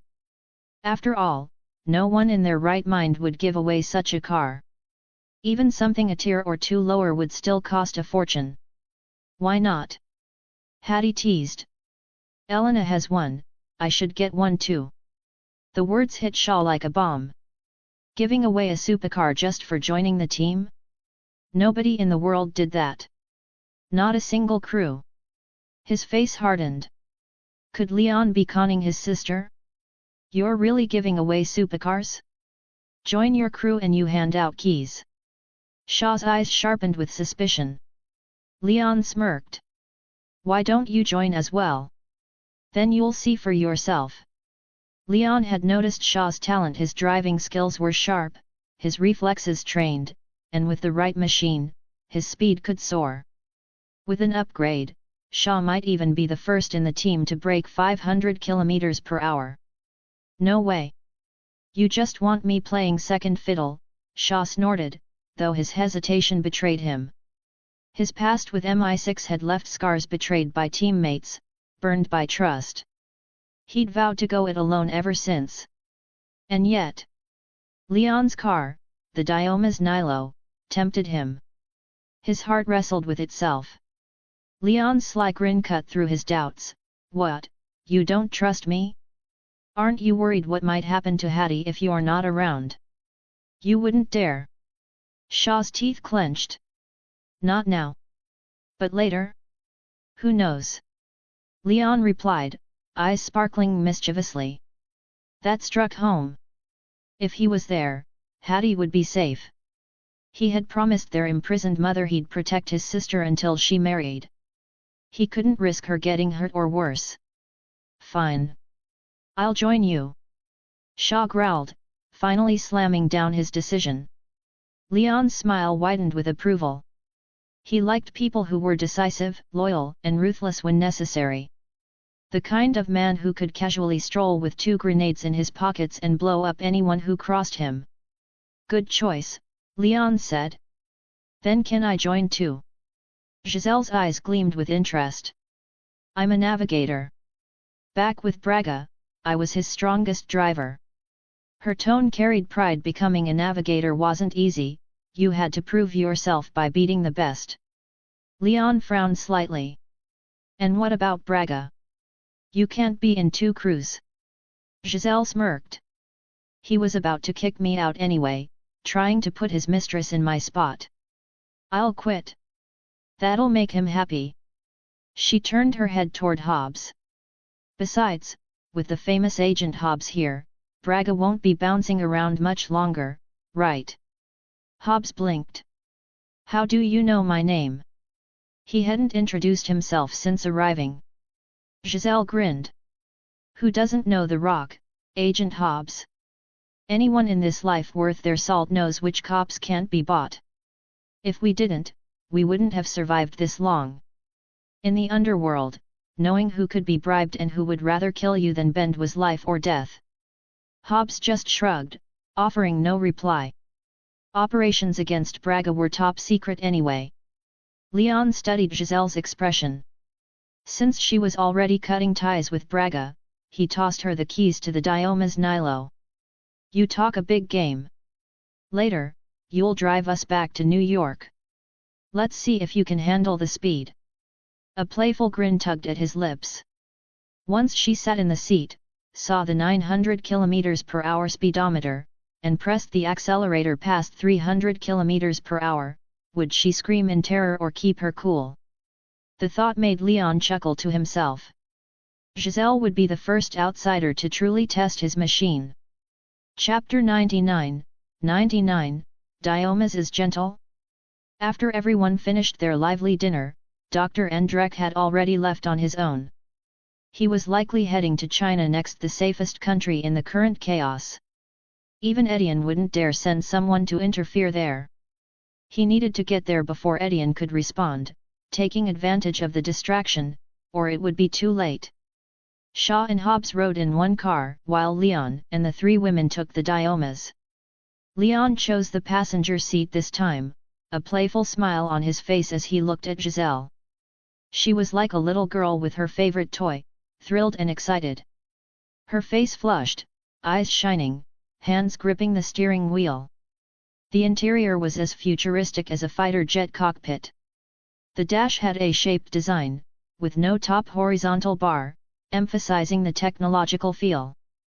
A widescreen LCD stretched across the central console, perfectly in view. Besides the white leather seats, the floor and panels were made from solid wood. The gear lever had a soft blue ambient light, making it easy to locate at night. Giselle tested the controls, feeling the thrill. "Hey, there's no start button? How do I start it?" she asked. Normally, a start button is behind the wheel or on the center console. She searched everywhere, no button, no key slot. Perhaps this was a luxury feature with voice recognition. Ignition. Start. Ignition. She called out a few times, no response. "This is for anti-theft," Leon explained. "No one else can start it, not even with the key. The key is only for sensing and locking. To drive, my voice is required." Leon spoke to the console. "Start." Immediately, the car lights turned on layer by layer. The dashboard lit up, followed by the air conditioning. There was no engine sound at all. If one hadn't noticed the subtle vibrations, it would seem like only the electronics had powered on. "This car is gentle," Giselle said, smiling, clearly impressed with Dioma's. "Gentle?" Hattie and Elena exchanged glances. "Gentle? In this car?" They didn't agree. The car had previously reached 900 km/h. They knew gentle was not the right word. It was a speed monster, a track king, pushing adrenaline to the max. "No gentleness here, just raw destructive power." Leon laughed. "Let's see if you still call it gentle later." "I like it already." Giselle was smitten. "Buckle up, we're moving," Leon said. Everyone held the handles tightly. Hattie and Elena looked especially tense. Giselle glanced at them. "Why so worried?" "I'm a good driver, nothing to fear." "Just drive," Leon replied. The road ahead was wide and straight, and the collision prevention system was active. Normally Leon turned it off, but with others driving, it ensured safety, automatically braking if needed. Giselle pressed the throttle. The car hummed with power, growing louder and more aggressive as she applied more gas. The engine sounded like a fighter jet, a wave of power surging forward ready to flatten everything, dominate everything. A car with a soul. Awesome! Giselle's eyes sparkled. She shifted gears and slowly released the clutch. Even at this initial move, the car had already hit 100 km/h. 100 km/h at the start? Giselle, an experienced racer, was shocked. She knew acceleration was just as critical as top speed. The car's thrust pinned her back in the seat, exhilarating and terrifying. But that was only the beginning. With slightly more throttle, Dioma's transformed into a tyrant, roaring violently. Giselle screamed, thinking a missile had launched. The sound alone was frightening, the speed even more so. Within 2 seconds, the car had reached 200 km/h just from moderate acceleration, not even the limit. She wondered how fast Leon could drive it. Giselle pushed harder, reaching 300 km/h in seconds. Dioma's now fully awakened, unleashed its might. The terrifying speed and sound overwhelmed her. This car, it's a tyrant. Giselle realized. This wasn't just fast, it had a personality, wild and relentless. Trying to control it, she asked Leon, "How fast can it go?" Her voice trembled. 500? Or 600, she guessed. For you, maybe concept cars could touch that, but the real number. Leon grinned. 900 with nitrous, braking 1000 km/h. Giselle froze, mind blown. 900 km/h on the road? She couldn't believe it. The car's sheer power and Leon's mastery made him a force beyond comprehension. He could handle the tyrant, Dioma's, and even surpass it. Anyone else would be crushed under its power, but Leon? He was the ultimate rogue, a driver of unparalleled skill, commanding a car capable of near-missile speeds. New chapter is coming soon. Write a review.